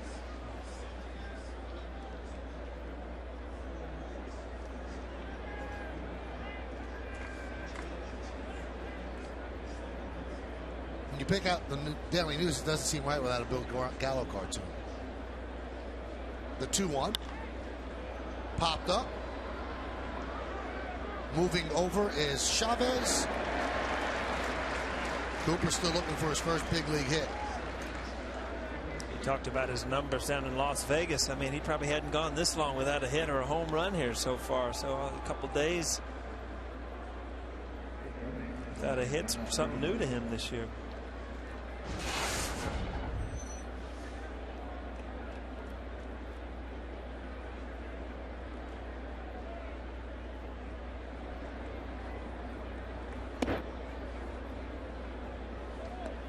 So you guys didn't have the pressure now that Mr. Cooper has, because you got hits in your first major league at bat, so you didn't have that pressure of waiting and waiting. I'll tell you what, it does build on you. There's no doubt about it. It's funny. It either comes immediately or it's like the guy's tortured, but it has nothing to do with, you know, the way you're going to end your career. There's been many players that come out here, go for 20 and end up being Hall of Famers. That's just the way this game is.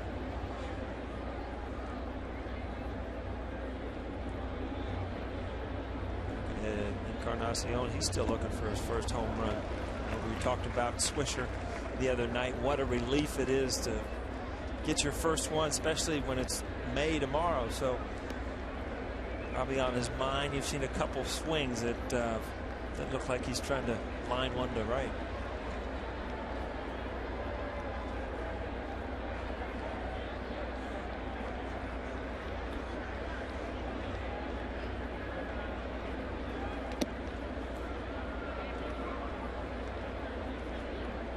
Been an interesting afternoon for AJ so far. I mean, his stuff is pretty good. Michael's mentioned that, but we haven't seen a whole lot of changeups, which we've seen a lot from AJ early on in this season. 33 strikes, 22 balls, pitch count, pretty good shape, 55. Look at what he's gone through. He's been through long innings, too. You know, going on the Yankee bench with Draybeck struggling, 15, 18 minutes at a time before throwing another pitch.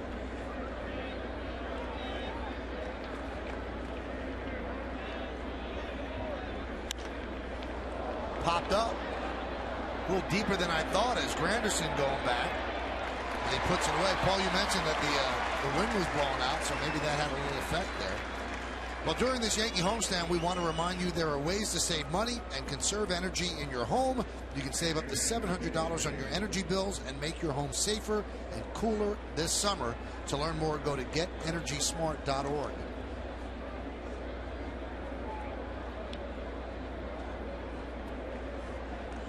Jose Molina will always go down in Yankee history. Hit the last home run at the old Yankee Stadium. But no home run here at the new one as he pops that one up to right center, and Granderson puts it away. And a nice, easy 1-2-3 inning for A.J. Burnett. We'll go to the bottom of the fourth. 5-2 Yanks. Quiz. Juan Rivera is one of 5 players from the 2003 Yankees World Series roster who has played for other teams this season. Who are the other 4? Molina has to be one, right? No, he wasn't on that team. Oh, he wasn't on? John Flaherty was. Jose Contreras, Jason Giambi, Hideki Matsui, and Alfonso Soriano. Agnes Roach of the Yes Network and her husband Phil enjoying the game.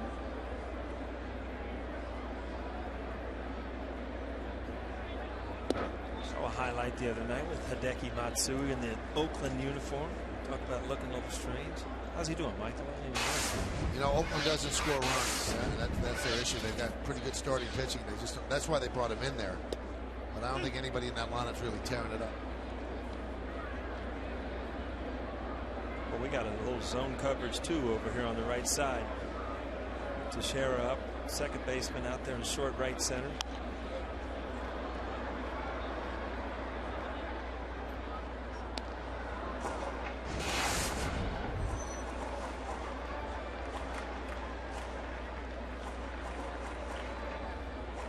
Second baseman, right fielder. We got it all covered over there. If you could just aim that ball, there's plenty of room on the left side. But as a hitter, you do what comes natural. For Tex from the left side is pulling the baseball. Reminds me of Adrian Gonzalez, right, in Boston, laid down a bunt. Yeah. Yep. I mean, how many questions did we answer up here, Michael, when Giambi used to walk to the plate? Bunt, bunt, bunt.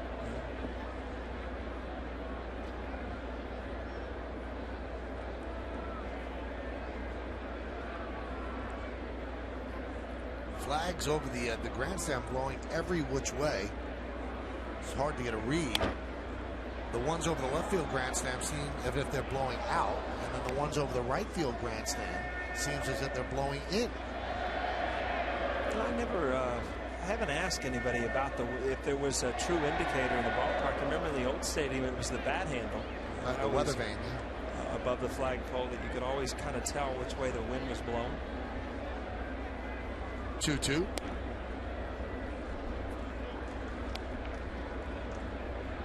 I think it was the aforementioned Don Mattingly who came up with that the way the bat handle was pointed was the way the wind was blowing. Cap said it, I believe, whether it was true or not. It seemed to work, though. Missed outside, so Teixeira works a walk against Frazier. Why don't we check out the Delta League leaders? And this is the home run category that we'll be taking a look at. Bautista on top with 9. Then Cano with 8. Granderson, Zobrist, and Beltre with 7. And Cano's coming up. Had 2 home runs yesterday. He doesn't want April to end. Zobrist kind of bouncing back after a couple tough years down there in Tampa Bay.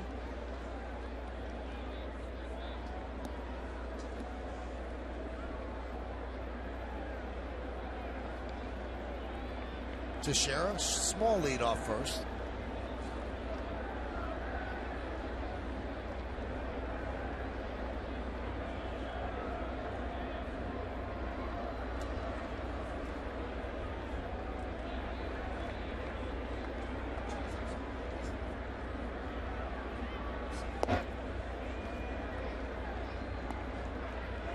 little makeshift action there, putting up towels so they don't get blinded by the sun out in the Yankee bullpen.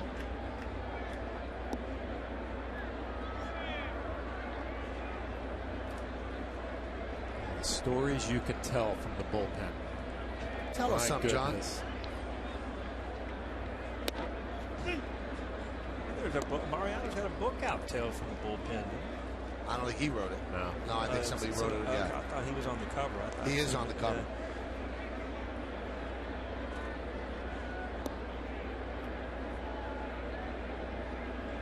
It's a whole different life out there, isn't it, Flash? A lot of if you're not part of the bullpen, you don't understand what goes on out there. No, you don't understand the conversations, especially early in the game when the relievers pretty much have an idea they're not relaxed. Yeah, they have no chance of getting in the game. I mean, do you talk about the world's problems, or is it all about baseball? Oh, it's definitely not all about baseball. It's probably the last thing you talk about is baseball. Roman Rodriguez, bullpen catcher, taking a sip of water, sunglasses. That's Pendleton just chilling. You start to get to the middle of the ball game, maybe when the pitch count starts getting up there, and then you see some stirring around, guys figuring out they might be called next. Mike Harkey. I'll tell you one thing, when that phone rings, you see a lot of people jumping out there. Huh? You know what you do see when that phone rings? Different pitchers react different ways. You know, some guys are high stress, high intensity, and you see they start getting nervous or anxious. Other guys is kind of like, I guess it's my turn. I'll go out there and pitch. All different characters.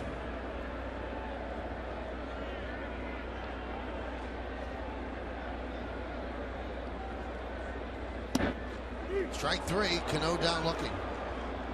So Cano's 1 for 3 with 2 strikeouts today. You know, Flash, if you look at it, I mean, you've got a team and a close-knit team, but inside that team, there are certain groups. You've got the everyday players, you've got the pitchers, and then you've got the bullpen pitchers that are kind of in their own zone. So you're, you know, and a lot of times, I mean, there'd be days where you didn't even say hello to the starting pitcher. You didn't even see him. But you know, it's funny how it comes about. People get their work in different ways, different times. You know, there's a pride factor about the guys in the pen, though. Their own little group, like you said, and they take pride in going out there and doing a good job. And also the extra guys on the bench, you know, where you guys would stretch on your own, the lineup would stretch on their own. The extra guys would get there earlier, get their work done. The only time you're all really together is when you get on a charter flight, right, and head out of town and go to a different city.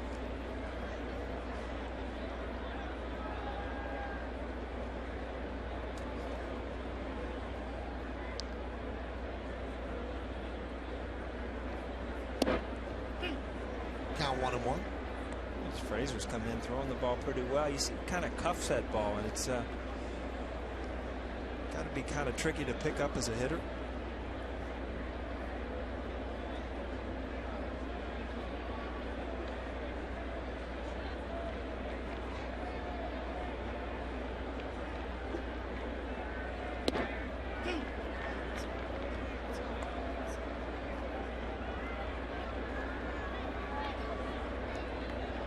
A lot of guys walking away from that batter's box after called strikes.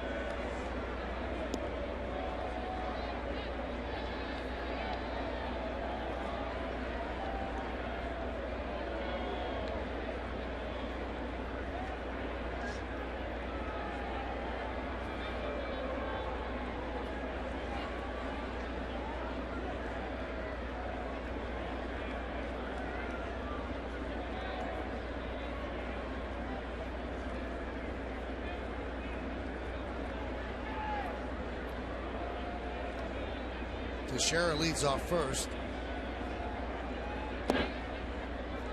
Frazier's not pitching like anybody who has his car double parked. He is really taking his time. He has never pitched that great against the Yankees. 5.55 ERA and 44 career appearances against the Bombers.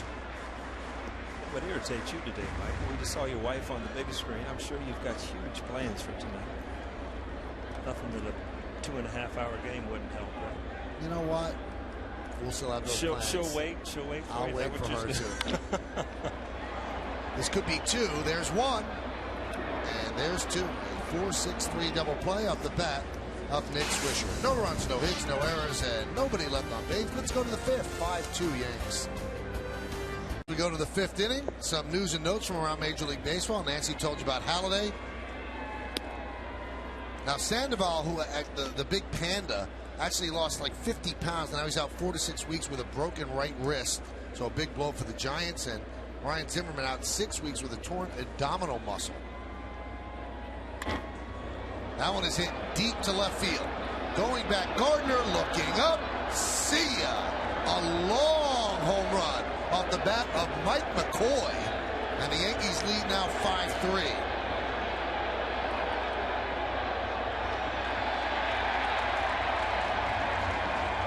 He has to have a good arm to throw it from there, because that was a long poke by Mike McCoy. Well, first home run of the year for Mike McCoy.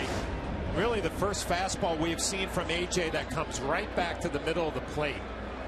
And a nice job keeping it away from the right-handed batters. And first career home run for Mike McCoy. No doubt about this one. Deep in the stands in left field. Nice grab. A bunt. It is a beauty. It's going to be a base hit for Rajay Davis. So you see that last home run. Anytime you see that State Farm sign in the highlights, they got it pretty good. But again, Davis, he scares me. When he gets on base, you see a big inning coming. And that right after a home run, before you even sit back, McCoy's swing right there. And I got to believe that the wind is opposite of the flags, because that ball really carried. It's kind of the way the old stadium was. First career home run for Mike McCoy. And it was an impressive one. It was not a wall scraper. So that's what's great about baseball.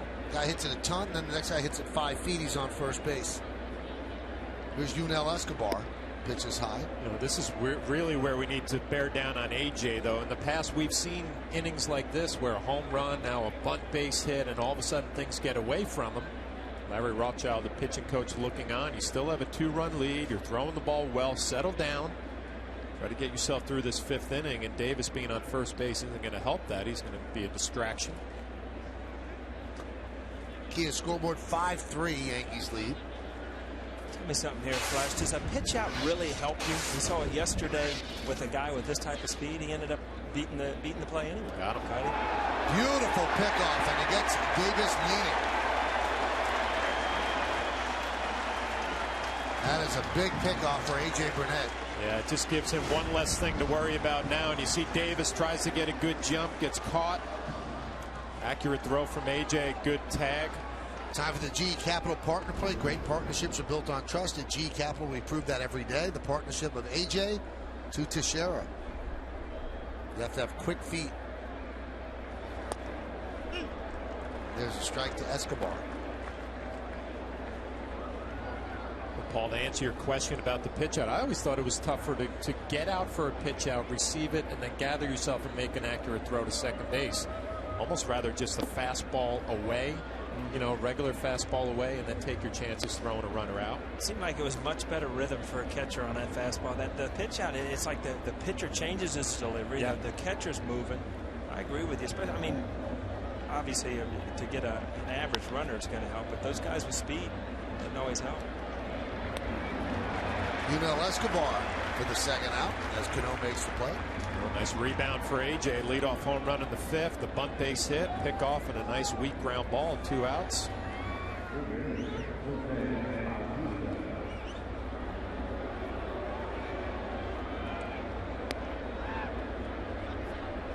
Obviously a long way to go this year for A.J. Burnett, but it seems like there's a calmness about him this year that there wasn't there last year. I know he got off to a great start in April. See if he can keep it going all year. Pitch to Bautista. Well, we can say this because he's out on the mound and he's not in the locker room listening to it, but he's the most important pitcher in this rotation. I mean, there's no doubt about it. A lot depends on what he does with Hughes going down. I mean, CC Sabathia is what he is. He's an ace on any team.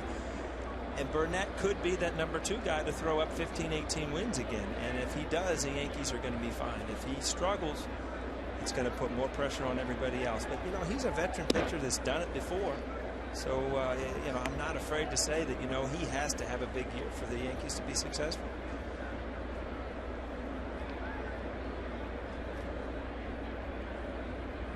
Sean Camp pitched yesterday.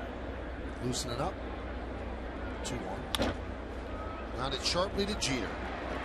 So nice bounce back by A.J. Burnett, and that'll do it. 1 run, 2 hits, no errors, and nobody left. At the end of 4.5, we're halfway through. Yankees up by 2. It's 5-3. That was the score of yesterday's game. Final score, the Blue Jays beat the Yankees. Yankees trying to turn that around as we go to the bottom of the 5th inning. A lot of foam fingers, and they're literal today. The Yankees are in first place in the American League East. Off to a good start at 14-9. And they see themselves on TV. There's a strike. Sean Camp is the new Blue Jay pitcher.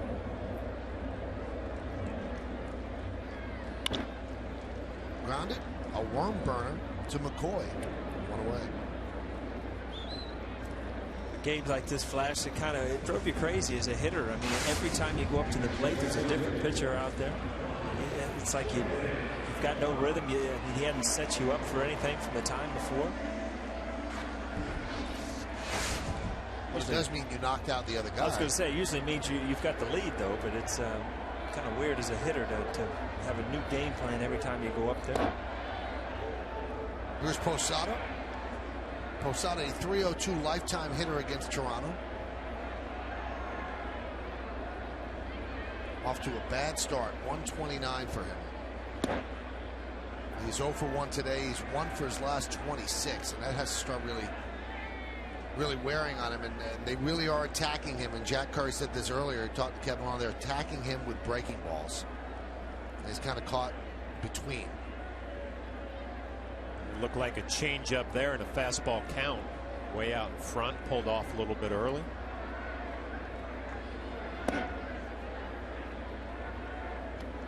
Guys, I can't imagine being a major league catcher as long as Jorge has, and now trying to make this adjustment where your whole day revolves around 3 or 4 at bats. And if they're not good ones, it's a long night, a long day the next day. You really have nothing to hang your hat on because you're used to doing so many things on the field, and it gives your mind a rest, even if you're having a bad day at the plate when you're catching Flash. I mean, there's so many other things to take your mind off of it. I mean, you do nothing now when you're DH, and if you're not swinging the bat well, you have to go back and think about it. I know Kevin Long, I mean, he's got to work on the swing, and we talked earlier about backing the baseball up in the strike zone. I'm sure he's got to do more work in Jorge's mind than anything else, trying to keep him mentally fresh. Slow roller toward third. Encarnacion. That's another thing about Jorge. I mean, his hits have to be clean hits. I mean, he doesn't get the little rollovers. You see Jeep, where did he get his 9th infield hit last night? I mean, Jorge, he needs to hit the outfield grass for himself to get a hit.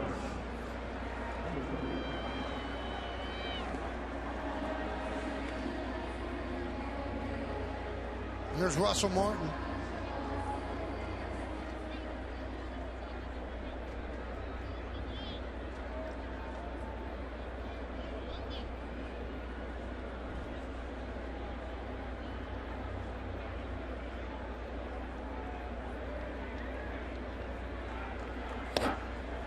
And a strike.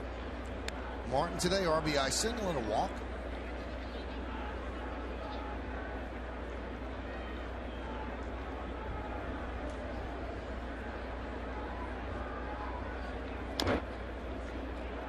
Count 0-2. Now, the Blue Jay bullpen's job is hold the Yankees right here and see if their offense could come back. Kyle Drabek knocked out in the 3rd inning. Jason Frazier came on, did a good job. Then he pitched a scoreless 4th, and now Sean Camp. That one's popped up. McCoy makes the play in the shadows for the final out of a 1-2-3 inning. We have played 5 here at Yankee Stadium in the Bronx. Yankees 5 and the Blue Jays 3 on yes. Toyota text poll. Once again, the question, which position produces the best managers? You've been texting us at 58772, and let's see how you voted. An overwhelming 77%. Those poor outfielders. I can't believe 7%. The outfielder is only 7%. But it's actually better than pitchers. Those are the active managers that were catchers. I didn't realize Joe Madden was a catcher in the minors. Jim Leland, Freddie Gonzalez, all minor league catchers. Adam Lynn lost one to left field. Brett Gardner plays it on a hop, so Lynn with a single. I want to send out best wishes to one of our tape guys in the truck, David Zarkauer. Had to leave the game yesterday, wasn't feeling great. There's a lot of concerns, but it turned out to be gallstones, which is no fun thing. But we wish him a speedy recovery and hope he gets back soon.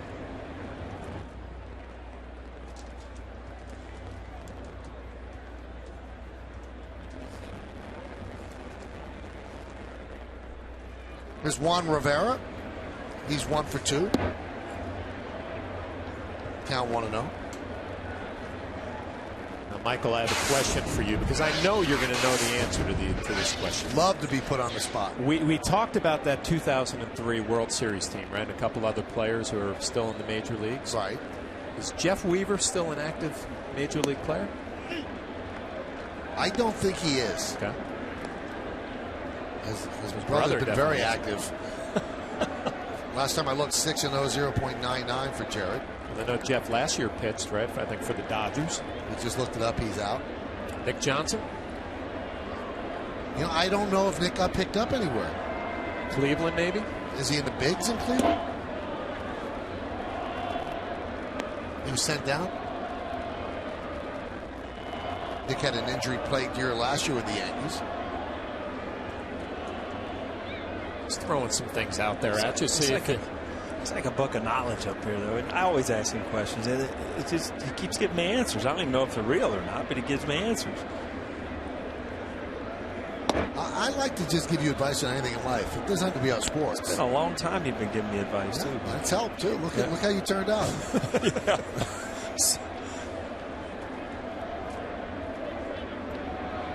Nick Johnson has not played a big league game this year. See how he does that? Yeah. How quick it comes to him.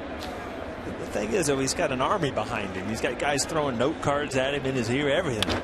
That one is lined to center field. Going back is Granderson. It's over his head and up against the wall. Lind will go to third. Rivera will go to second. It's a double, and the Blue Jays are set up. And that ball there was hit hard, but you see the routes that the center fielders are taking today. It just must be a tough center field sun today. All right, Rothschild will get that bullpen scattering out there. Now there's some movement. So all that peace and quiet now disrupted by that double.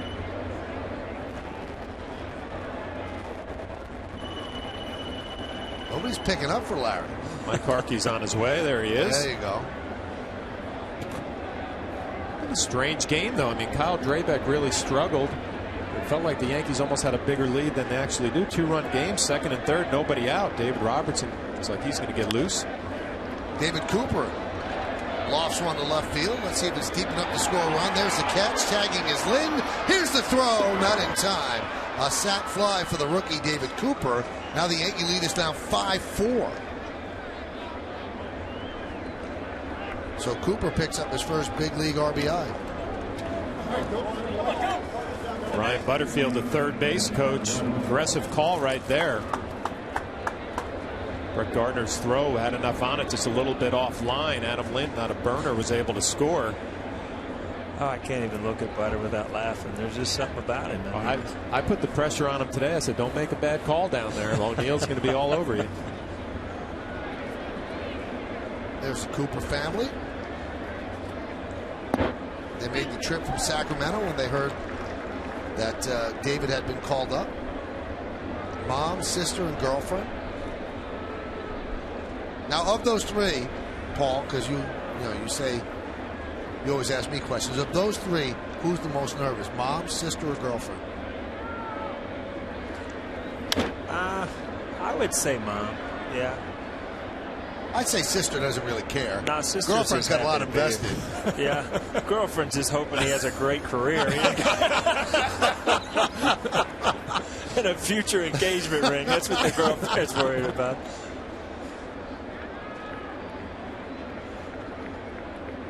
really care about this series. It's the overall picture. Yeah, it's a cumulative. Yeah.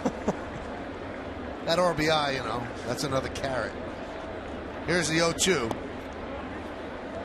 1-2. So we agree it's Mom. I think it's Mom.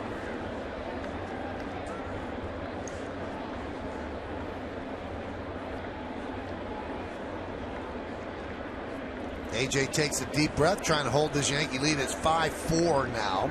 Blue Jays have actually out-hit the Yankees 9-7, but the Yankees lead.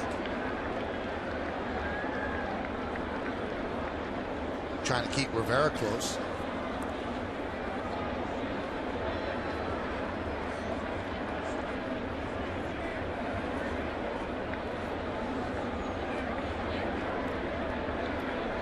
A 1-2.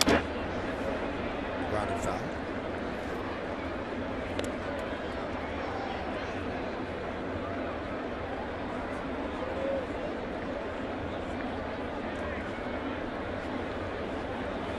Yankees 4 for 9 with runners in scoring position. Much better than yesterday when they were 0 for 8.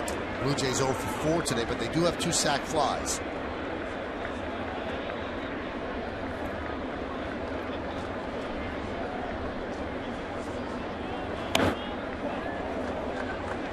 AJ Burnett, that's as long as I think I've ever seen him hold a runner. Early in the game, the Blue Jays, everybody was taken off from second base. You know, with 1 out, can't let that guy steal. Puts you in a sacrifice fly position. A lot of pitchers just don't want to worry about runners. But it always surprised me how the great pitchers were good at everything. Runner goes throw to third. Got him. Great throw by Russell Martin.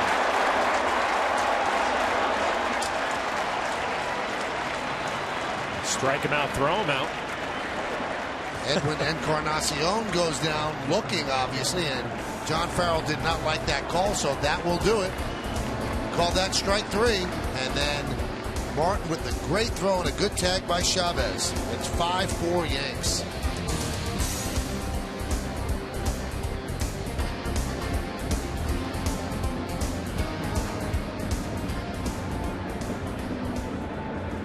As the Yankees close out the series of the Blue Jays in the Bronx, complete coverage starts at noon with an Audi batting practice today, followed by the Tri-State Ford pregame. And Paul, John, Ringo, and I are back with all the action. It all starts tomorrow at noon, only on Yes. I get to play drums too. You singing? I'll sing a little. Yeah. Is that right? Yeah. Flash, can you background sing? A little bass guitar? I know my strengths, and that's not one. You're on your own then, Michael. 5-4 Yankees lead, bottom of the 6th inning.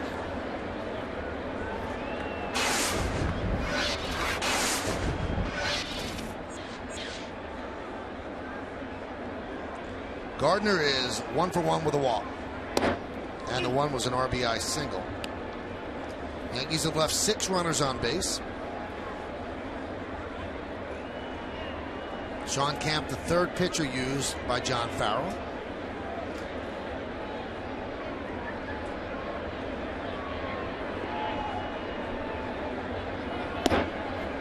Strike. Gardner has now reached base in 8 of his last 10 plate appearances.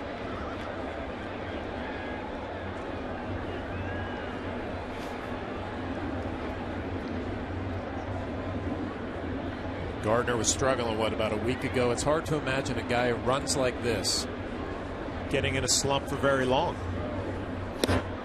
Strike 3. Down looking. Those are the bats that you just walk back in. I didn't even give myself a chance. I took 3 strikes. I didn't even swing. And sometimes, you know, that ball fooled him. Ball was borderline up and away. But a lot of times as a hitter, you know, you want to be too perfect. You know, you go up, you see a pitch, you strike 1, strike 2 before you know it. You know, you're walking back to the dugout. And you shouldn't even have taken your bat out there. Mark Zipchinski, the lone left-hander in the Blue Jay bullpen. I'm going to leave that name for you, Michael. Huh? That's a good Scrabble name. I know that.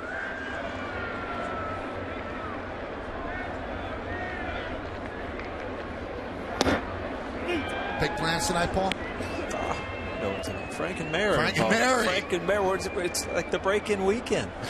Huh? We got to get Frank and Mary on center stage because I think they've got stories to tell. I'll tell you one thing. If you got Frank on there, you better double up the hour because he's got a lot to tell you. Now, I know the Flaherty clan is actually at the ballpark, so that pretty much precludes. There they are. Wow, what is that? That's a Where's Waldo convention, I guess.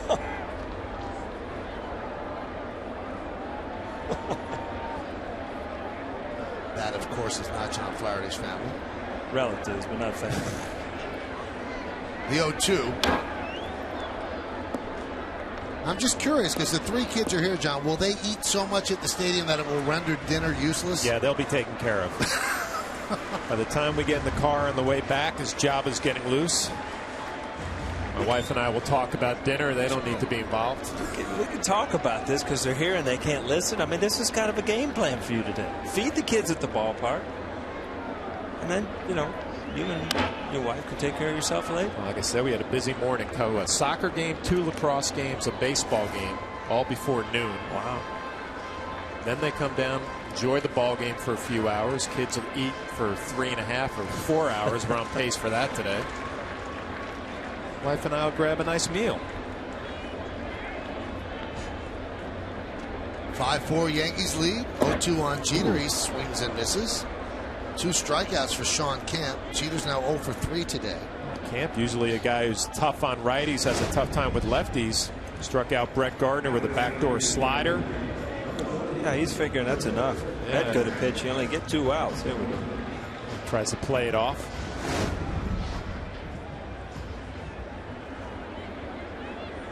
Here's Curtis Granderson. Curtis with an RBI single. He's 1 for 3 today. Struck out, single to center, and then flied out to right. Bottom of the 6th, 5-4 Yankees lead. And there's a strike from Kemp.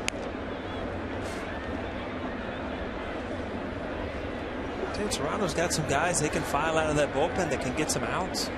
Ends up with Rush at the end of the game. Big 6'10 guy we saw last night, closer. So if they get their starting rotation and their offense around it, it's amazing that we talked about it last night how hard it is to make noise in the American League East, but they're a pretty solid team. They like their first 3 starters. They really like their bullpen. The offense is a work in progress. No more Vernon Wells. A couple of years ago, Alex Rios was picked up off waivers. Lyle Overbay gone. So it's a completely different look for the new manager, John Farrell. He's trying to be aggressive, make things happen. The 2-1. Strike. You ever picture yourself as a manager, Flash, and the things you would do? I would steal bases like Farrell. I love to see guys in motion. I think it puts pressure on the defense. Guys are moving, get you extra hits. Joe Girardi, on the other hand, has disciplined hitters who draw counts and drive in runs. Long run for Encarnacion. He can't make the play. And it was too long a run for Rivera out left. So it falls untouched. No play. It scored. Covering a lot of ground, looking to find where the fence is, and then all of a sudden maybe that wind factor there, Paul, bringing the ball back a little bit towards the playing field. Looks like he had a beat on it. In his last 2 steps, he kind of went at a 90-degree angle, which tells you that all of a sudden the ball did move at the end.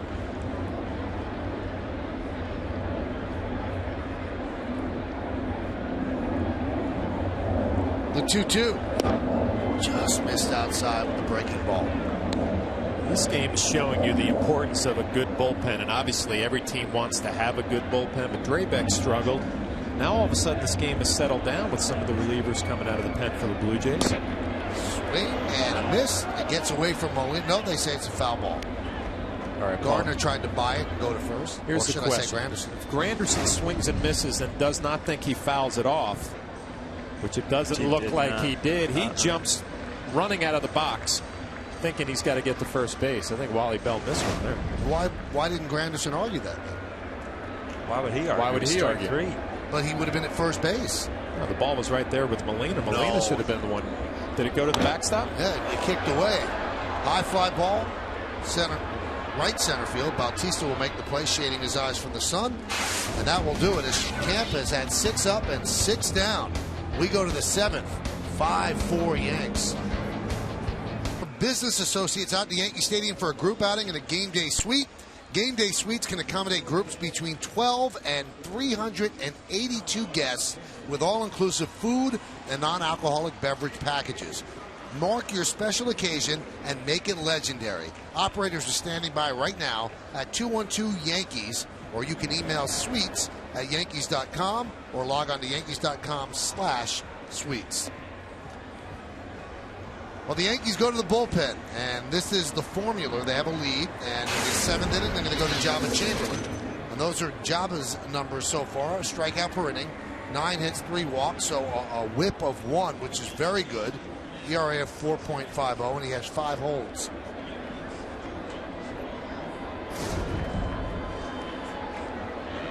So Jabba on in relief of A.J. Burnett, who gave the Yankees 6 innings, and on the Cadillac scoreboard, those 6 innings have the Yankees up 5-4. The infamous whip, Michael, when did that come about? 2 years ago, 3 years ago? How long has it been around? The hold? No, the whip. Oh, the whip? It's kind of a, it's been a fantasy stat for longer than that. Sabermetricians look at it because they think the 1 is really the key number. I'd say 5 years. 5 years? Because I was going to say, I've never. Flash, did you ever hear of a whip? Never. Never. Now, whip, by the way, is walks and hits per innings pitched. And that one is lined by Molina right to Gardner. And anything around 1 is outstanding.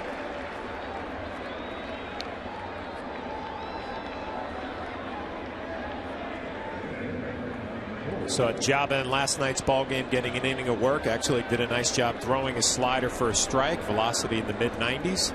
Now, what do you make of this, John? A.J. only threw 82 pitches. Did they just think he was running out of effectiveness? I think it was a hard 80. How many was it? 82. 82. I think he had to work a lot in this ball game. I mean, he gave up 9 hits, 4 runs. What, he strike out 3? I don't think he walked a batter. So, I mean, it was... His last outing, he threw, what, 8? 8 innings. A lot of pitches. And today, to me, he had a lot of long breaks, 15, 20-minute innings. And, I thought he threw the ball well. I was surprised that he gave up the runs that he did. He put himself in some positions, but I think he threw the ball better. Backhanded by Chavez. He can still do it at third base. 6-time Gold Glove winner, showing it off right there to retire McCoy. We're probably going to get another look at this, but it looked like it hit the lip of the grass and the dirt and stays down. No, maybe a little bit further than that. Still a nice backhand, strong throw across the diamond.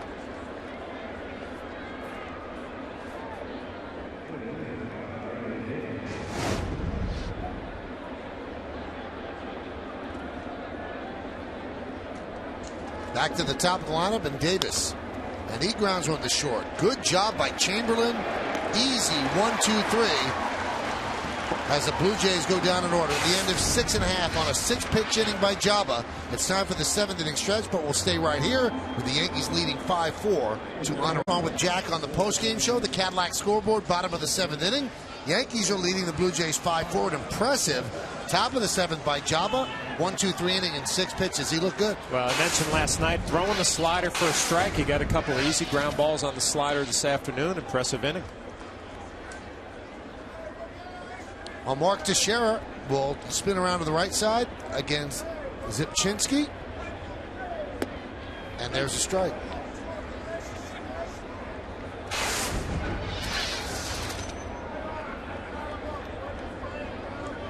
Four hits and 11 2/3. Grounded sharply to Encarnacion. And there's one away.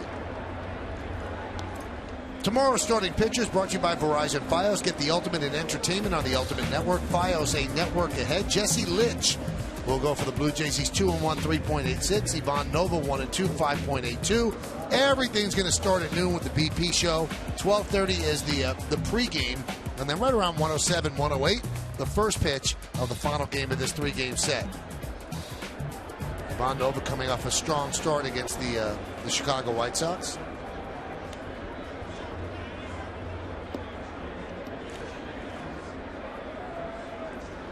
Here's Robinson Cano against the lefty.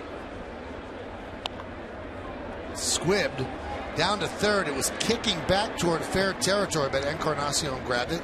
That was a pool cue. One of those swings you take as a left-handed hitter. Everything bails out. You don't even know where the ball went. You know whether it run, where it went, where the heck it went. open up, it's out in front of you. We've seen runners not run on that, then get embarrassed when it rolls back fair. But Cano did go.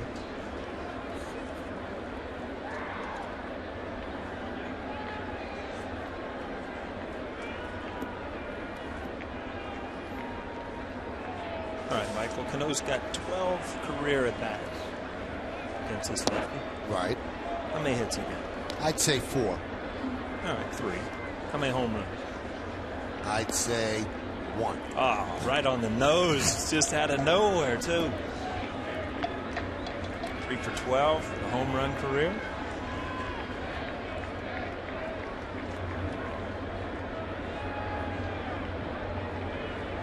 And the pitch. Got him. That sounded bad from up here. So he's going to take first base. It looks like it got him in the back elbow.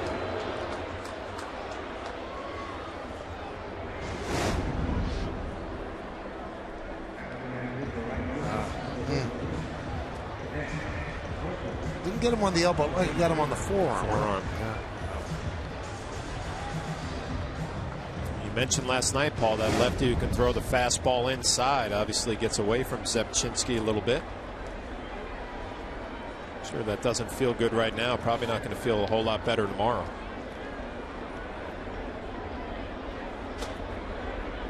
Here's Nick Swisher with a runner on first. Nick is 1 for 3.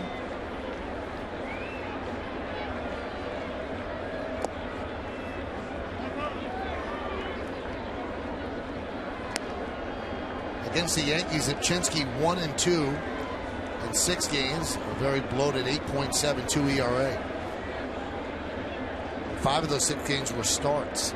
Now working out of the bullpen. And Rafael Soriano getting ready for the 8th inning. The 1-0.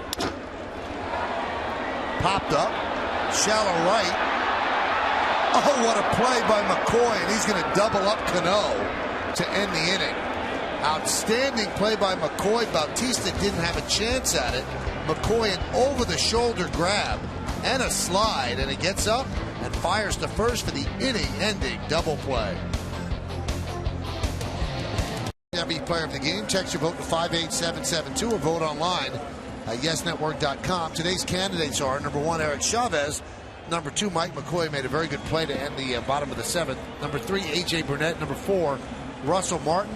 You can vote now, make your voice heard, and standard text messaging rates certainly apply. So let's see how Rafael Soriano bounces back after a rough last outing. Soriano still adapting to his 8th inning role.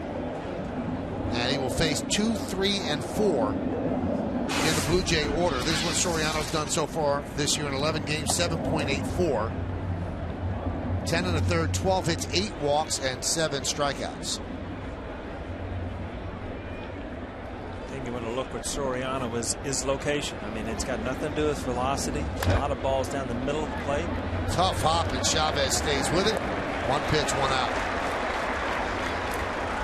Chavez can play offensively, defensively. You forget how good he was in Oakland because of the injuries the past couple of years. In between hops, things like that. I mean, that's not an easy play. You know, Paul, getting back to Soriano, though, looking at those numbers on the year, I'm amazed 8 walks already. And I was working the Minnesota series the first week of the year here at home. He could throw a ball anywhere he wanted to, right on the corners, down at the knees. Obviously, that's gotten away from him a little bit. Has had some trouble.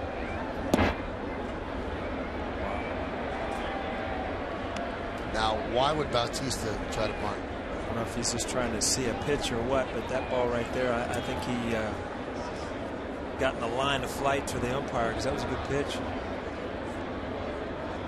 Chavez deep and close to the line, guarding against the double. The 1-0. 2-0. You know it, though. A guy like Soriano has had some rough times lately. Got a 1-run game. Bautista, who's locked in, and now he's ahead in the count, 2-0.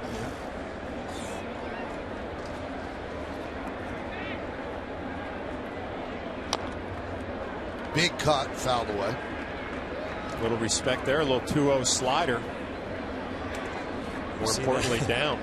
Readjusting his neck after that swing. I mean, he gets a lot of bat speed. He's not, I mean, you would think of a guy 50-some home runs as a big hustler. I mean, he's not a huge guy, but he generates a lot of bat speed.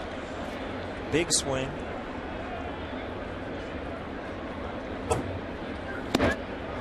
There's a big swing, and the count 2-2.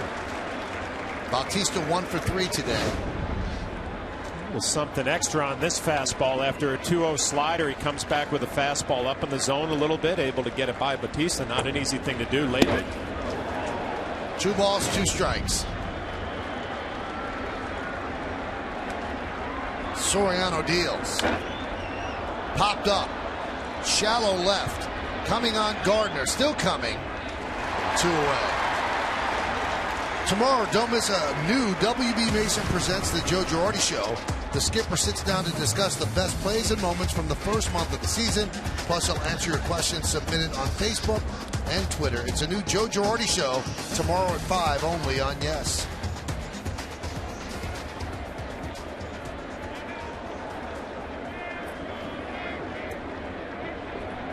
Crowd of 42,460 here at the stadium today. Beautiful Saturday. Here's Adam Lind. And a strike. Yankees lead the American League in average attendance, and they're second in the major leagues in average attendance behind the Phillies.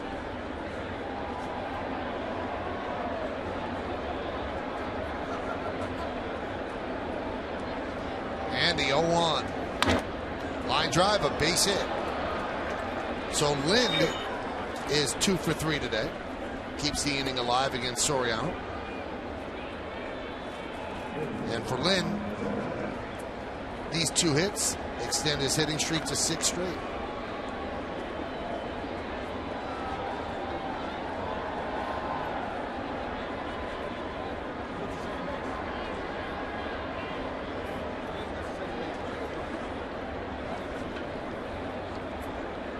Mariano, a spectator out there.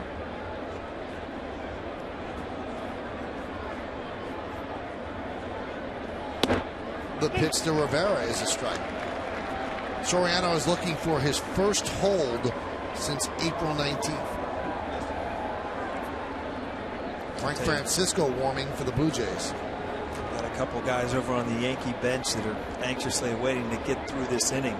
Get some confidence in Soriano's head. That's Larry Rothschild and Joe Girardi. There's a strike. Good fastball. Got a couple real good fastballs by Bautista. Kind of tied him up, which you haven't seen all series. Looks like he's a little bit freer and easier this inning today. I mean, I know he had some back problems a little while back. Looks pretty smooth this afternoon. Yankees lead 5-4. Top of the 8th inning. Runner at first, 2 outs. 0-2 count on Juan Rivera, who's 2 for 3 today with a 9-game inning streak. And good numbers against Soriano. Stays alive by fouling it away.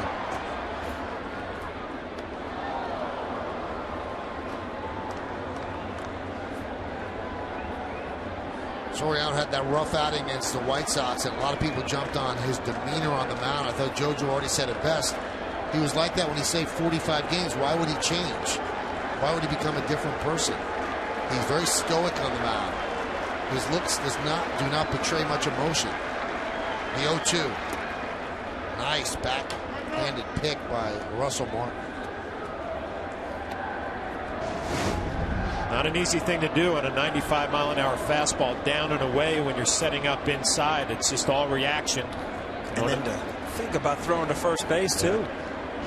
Your natural reaction as a runner, you see the ball in the dirt, you get leaning the wrong way, we'd have got you.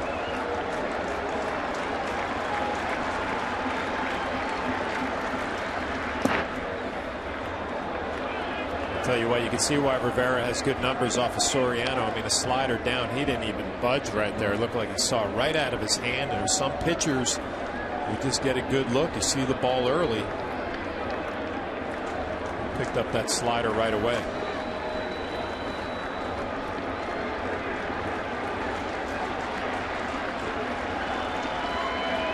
The 2-2. Lofted to right field and deep. Swisher has room on the track. He puts it away.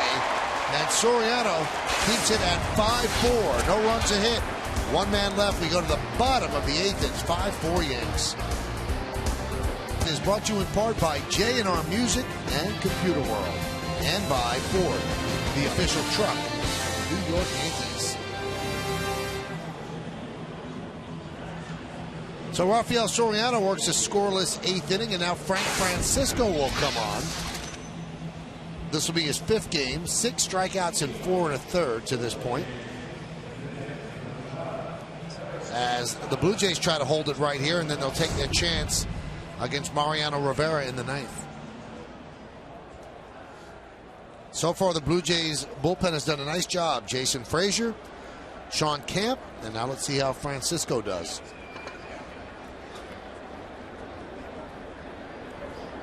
Blue Jays with 10 hits, Yankees 7, but the Yankees have the lead 5-4. Trying to even this series at a game apiece. Francisco deals. Foul back. Funny, the first 3 or 4 innings, you thought this was going to be a slugfest. All of a sudden, the bullpens have shut guys down.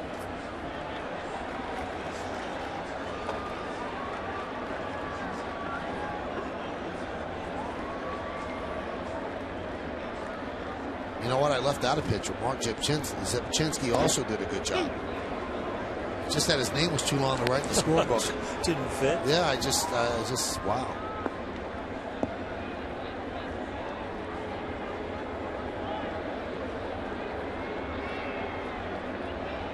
He worked the scoreless 7th. And the 0-2. Missed inside.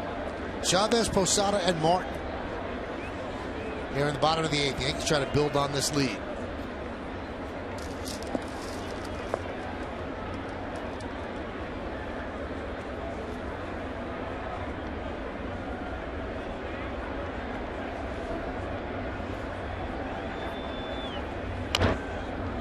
Dubbed out toward third. Kicks foul. Wow. Did you see the movement on that pitch? Split? World, I don't know. Back of sliders. Yeah.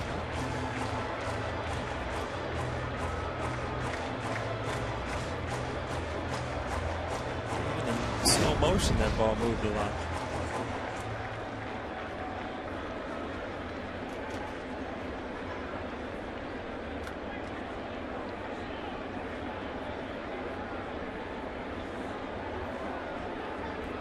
The 1-2. 2-2.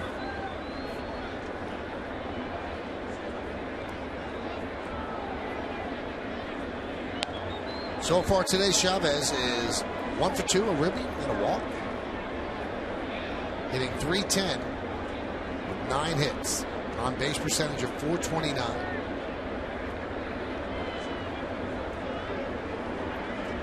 Two. Foul back.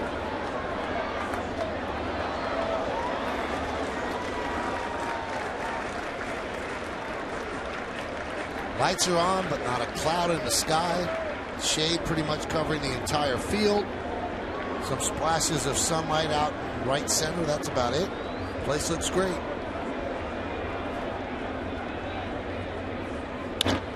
Grounded to short. Escobar. 1 out.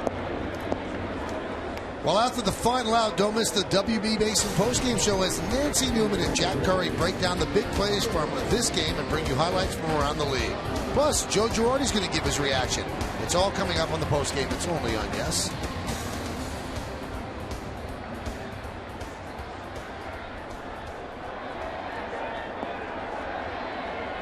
Here is Posada, and Jorge is 0 for 2 with a run scored and a walk.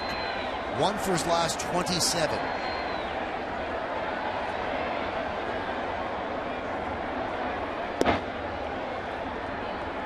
For 27 sounds like a little confidence knock time here, Paul. You get a base hit, start feeling good about yourself again. I don't care if you're young or you're a veteran. You start looking into 27 at bats, it starts to wear on you.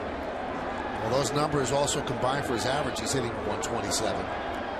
Last day of April, and it gets to be May, and you're looking up there, and you're on the low interstate numbers, it starts to wear on you. You know, and you can feel good about the 6 home runs. Obviously, I mean, 6 home runs for a month, it's very respectable. But that batting average, it just seems to jump out at you, Paul.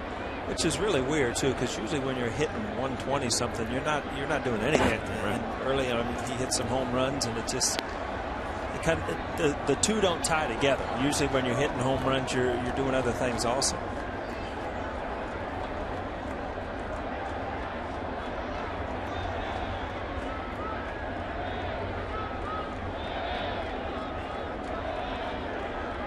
The 2-1.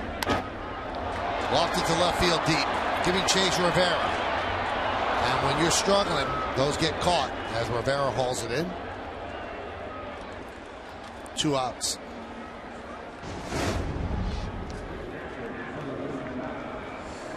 Michael, you're right. I mean, when you're struggling, it looks like there's 15 fielders out there. There's no green grass, and there's just guys with gloves everywhere. Rivera makes a good catch, but you know, it's a better swing. But again, when you're talking 27, 28 at bats, where you just haven't had anything to help your confidence, you don't want good swings. You want hits. You want things that show up in the box scores to make you feel good about helping this team.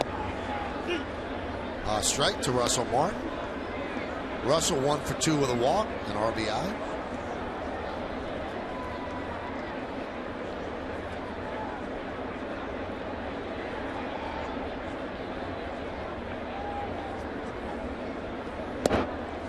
Russell keeps this up, and with the injury to Joe Mauer, Russell could be playing himself onto the All-Star team. 1 month in, he's been a revelation for the Yankees.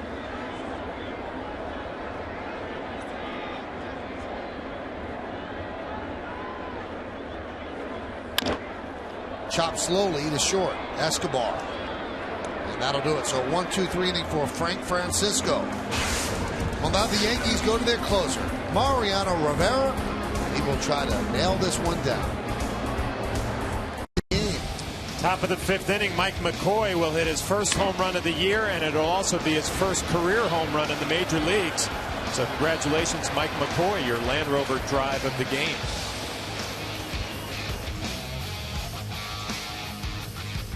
So as we go to the 9th inning, it'll be Mariano Rivera who comes in and tries to nail down the final 3 outs. And Mariano has changed back to his old way of wearing his pants, not showing the socks. He has 8 saves, 12 games, 2.31 ERA, 10 strikeouts and 11 2/3, 10 hits and 2 walks. For a while there, a couple of weeks, he had a lot of blue showing. And whenever he asked him about it, he goes, "Why do people care?" I said, "Because it's you." He gets to face a rookie here without his first big league hit, too. Now, you sure that David Cooper has seen Mariano plenty of times, probably envisioned facing him.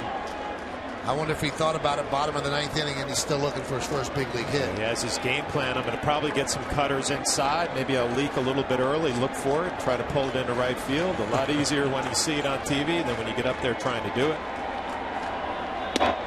There's a strike. Yankees trying to hold on to a 5-4 lead.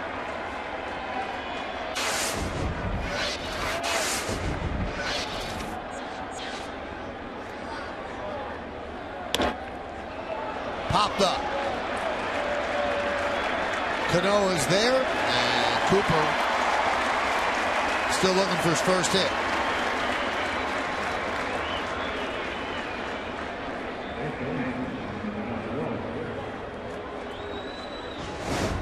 And that's the Cooper family watching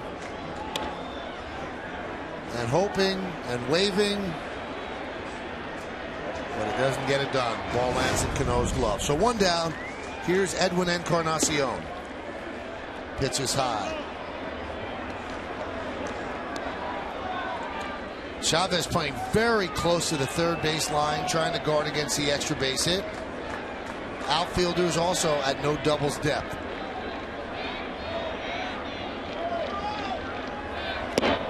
Strike.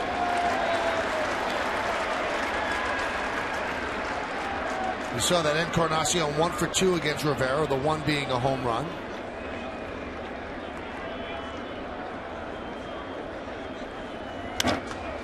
That one is driven to center field. Granderson went back, now comes in, and he'll put it away for the second out. So the Blue Jays are down to their final out. Another cutter from Mariano Rivera, starts middle of the plate, moves away, and Encarnacion off the end of the bat a little bit. And speaking of home runs, Yankees haven't hit a home run today, right? They've been living and dying with that this year. It'd be a nice win if Mariano can pick up the last out of the game. And Jose Molina steps in. Swing and a miss. It's funny how a lot of people go up and I'm going to take a pitch last inning. You know, Molina knows him. He's not going to walk him. You might as well go up and get your 3 swings in.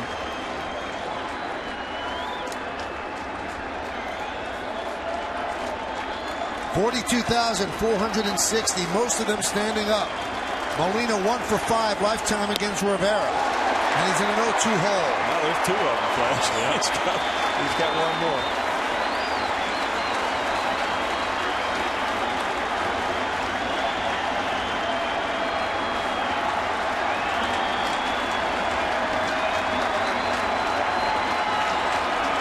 And the 0-2. Molina stays alive.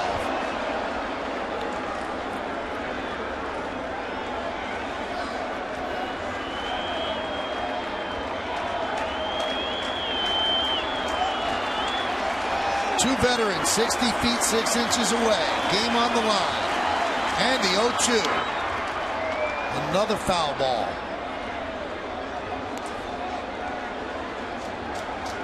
A.J. Burnett would get the win. Jabba Chamberlain a scoreless 7th. Soriano a scoreless 8th. And the end of the formula is Mariano here in the 9th. So far, 2/3 of the way there. The 41-year-old sets, deals, outside. Was there an easier guy to catch than Mariano? No, you put the ball right where you want it to. You ask him to elevate a fastball, he would do it. Off the plate, inside. Really only have 2 pitches. 90% of the time it's 1 pitch on cutter. The 1-2 pitch. Molina really battling. You feel like they have him set up for that front hip cutter now. They've been throwing away. We'll see if Mariano tries to freeze him inside. Get a called 3rd strike. And the danger with that, a 1-run game, if he cheats for it a little bit, could try to pull it into the seats.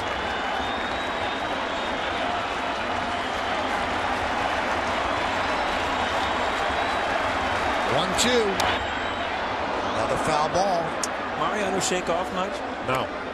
He basically just goes along. Got a big smile on his face. He's enjoying this battle with Molina right here. Former catcher.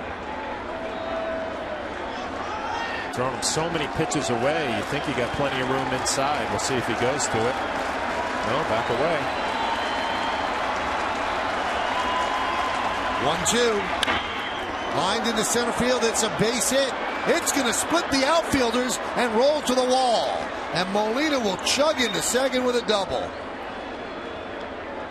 I'll tell you what, you don't see too many better at bats off Mariano Rivera than you saw right there. Molina didn't give in, didn't cheat, just looked outside. Here's another cutter. This ball was up in the zone, though. Good piece of hitting.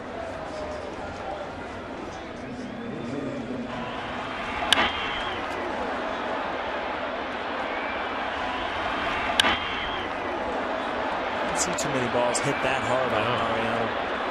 Corey Patterson will pinch run at second. That's the tying run. Here's McCoy.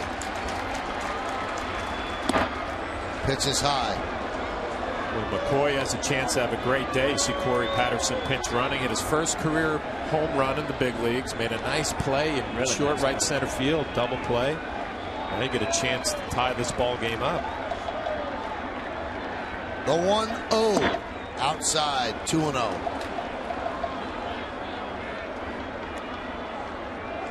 Toronto won the first game of the series 5-3, but didn't hit really with runners in scoring position. In the series overall, the first 2 games 1 for 15 in these spots. The 2-0. Blew it right by him. 2-1. 4-11-0 Blue Jays, 5-7-0 Yankees. Molina satisfied, big smile. His battle with a future Hall of Famer, first ballot. The 2-1. 2-2. Yankees 1 strike away.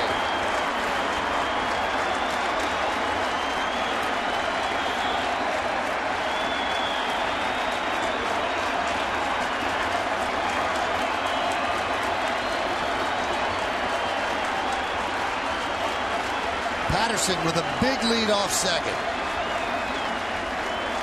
The 2-2 to McCoy. Fly ball right field. This should do it. Nick Swisher makes the play. Ball game, put it on the left side. And the Yankees win this one 5-4. So it wasn't easy for Mariano in the 9th inning, but he gets it done. No runs a hit, no errors, and 1 man left. You have to stick around for the postgame show to find out who's today's Chevy player of the game, as the Yankees and the Blue Jays have now split the first 2 games of this series. And that is the 9th save for Mariano, and that marks the most that Mo has ever had in the month of March/April. The season started on March 31st.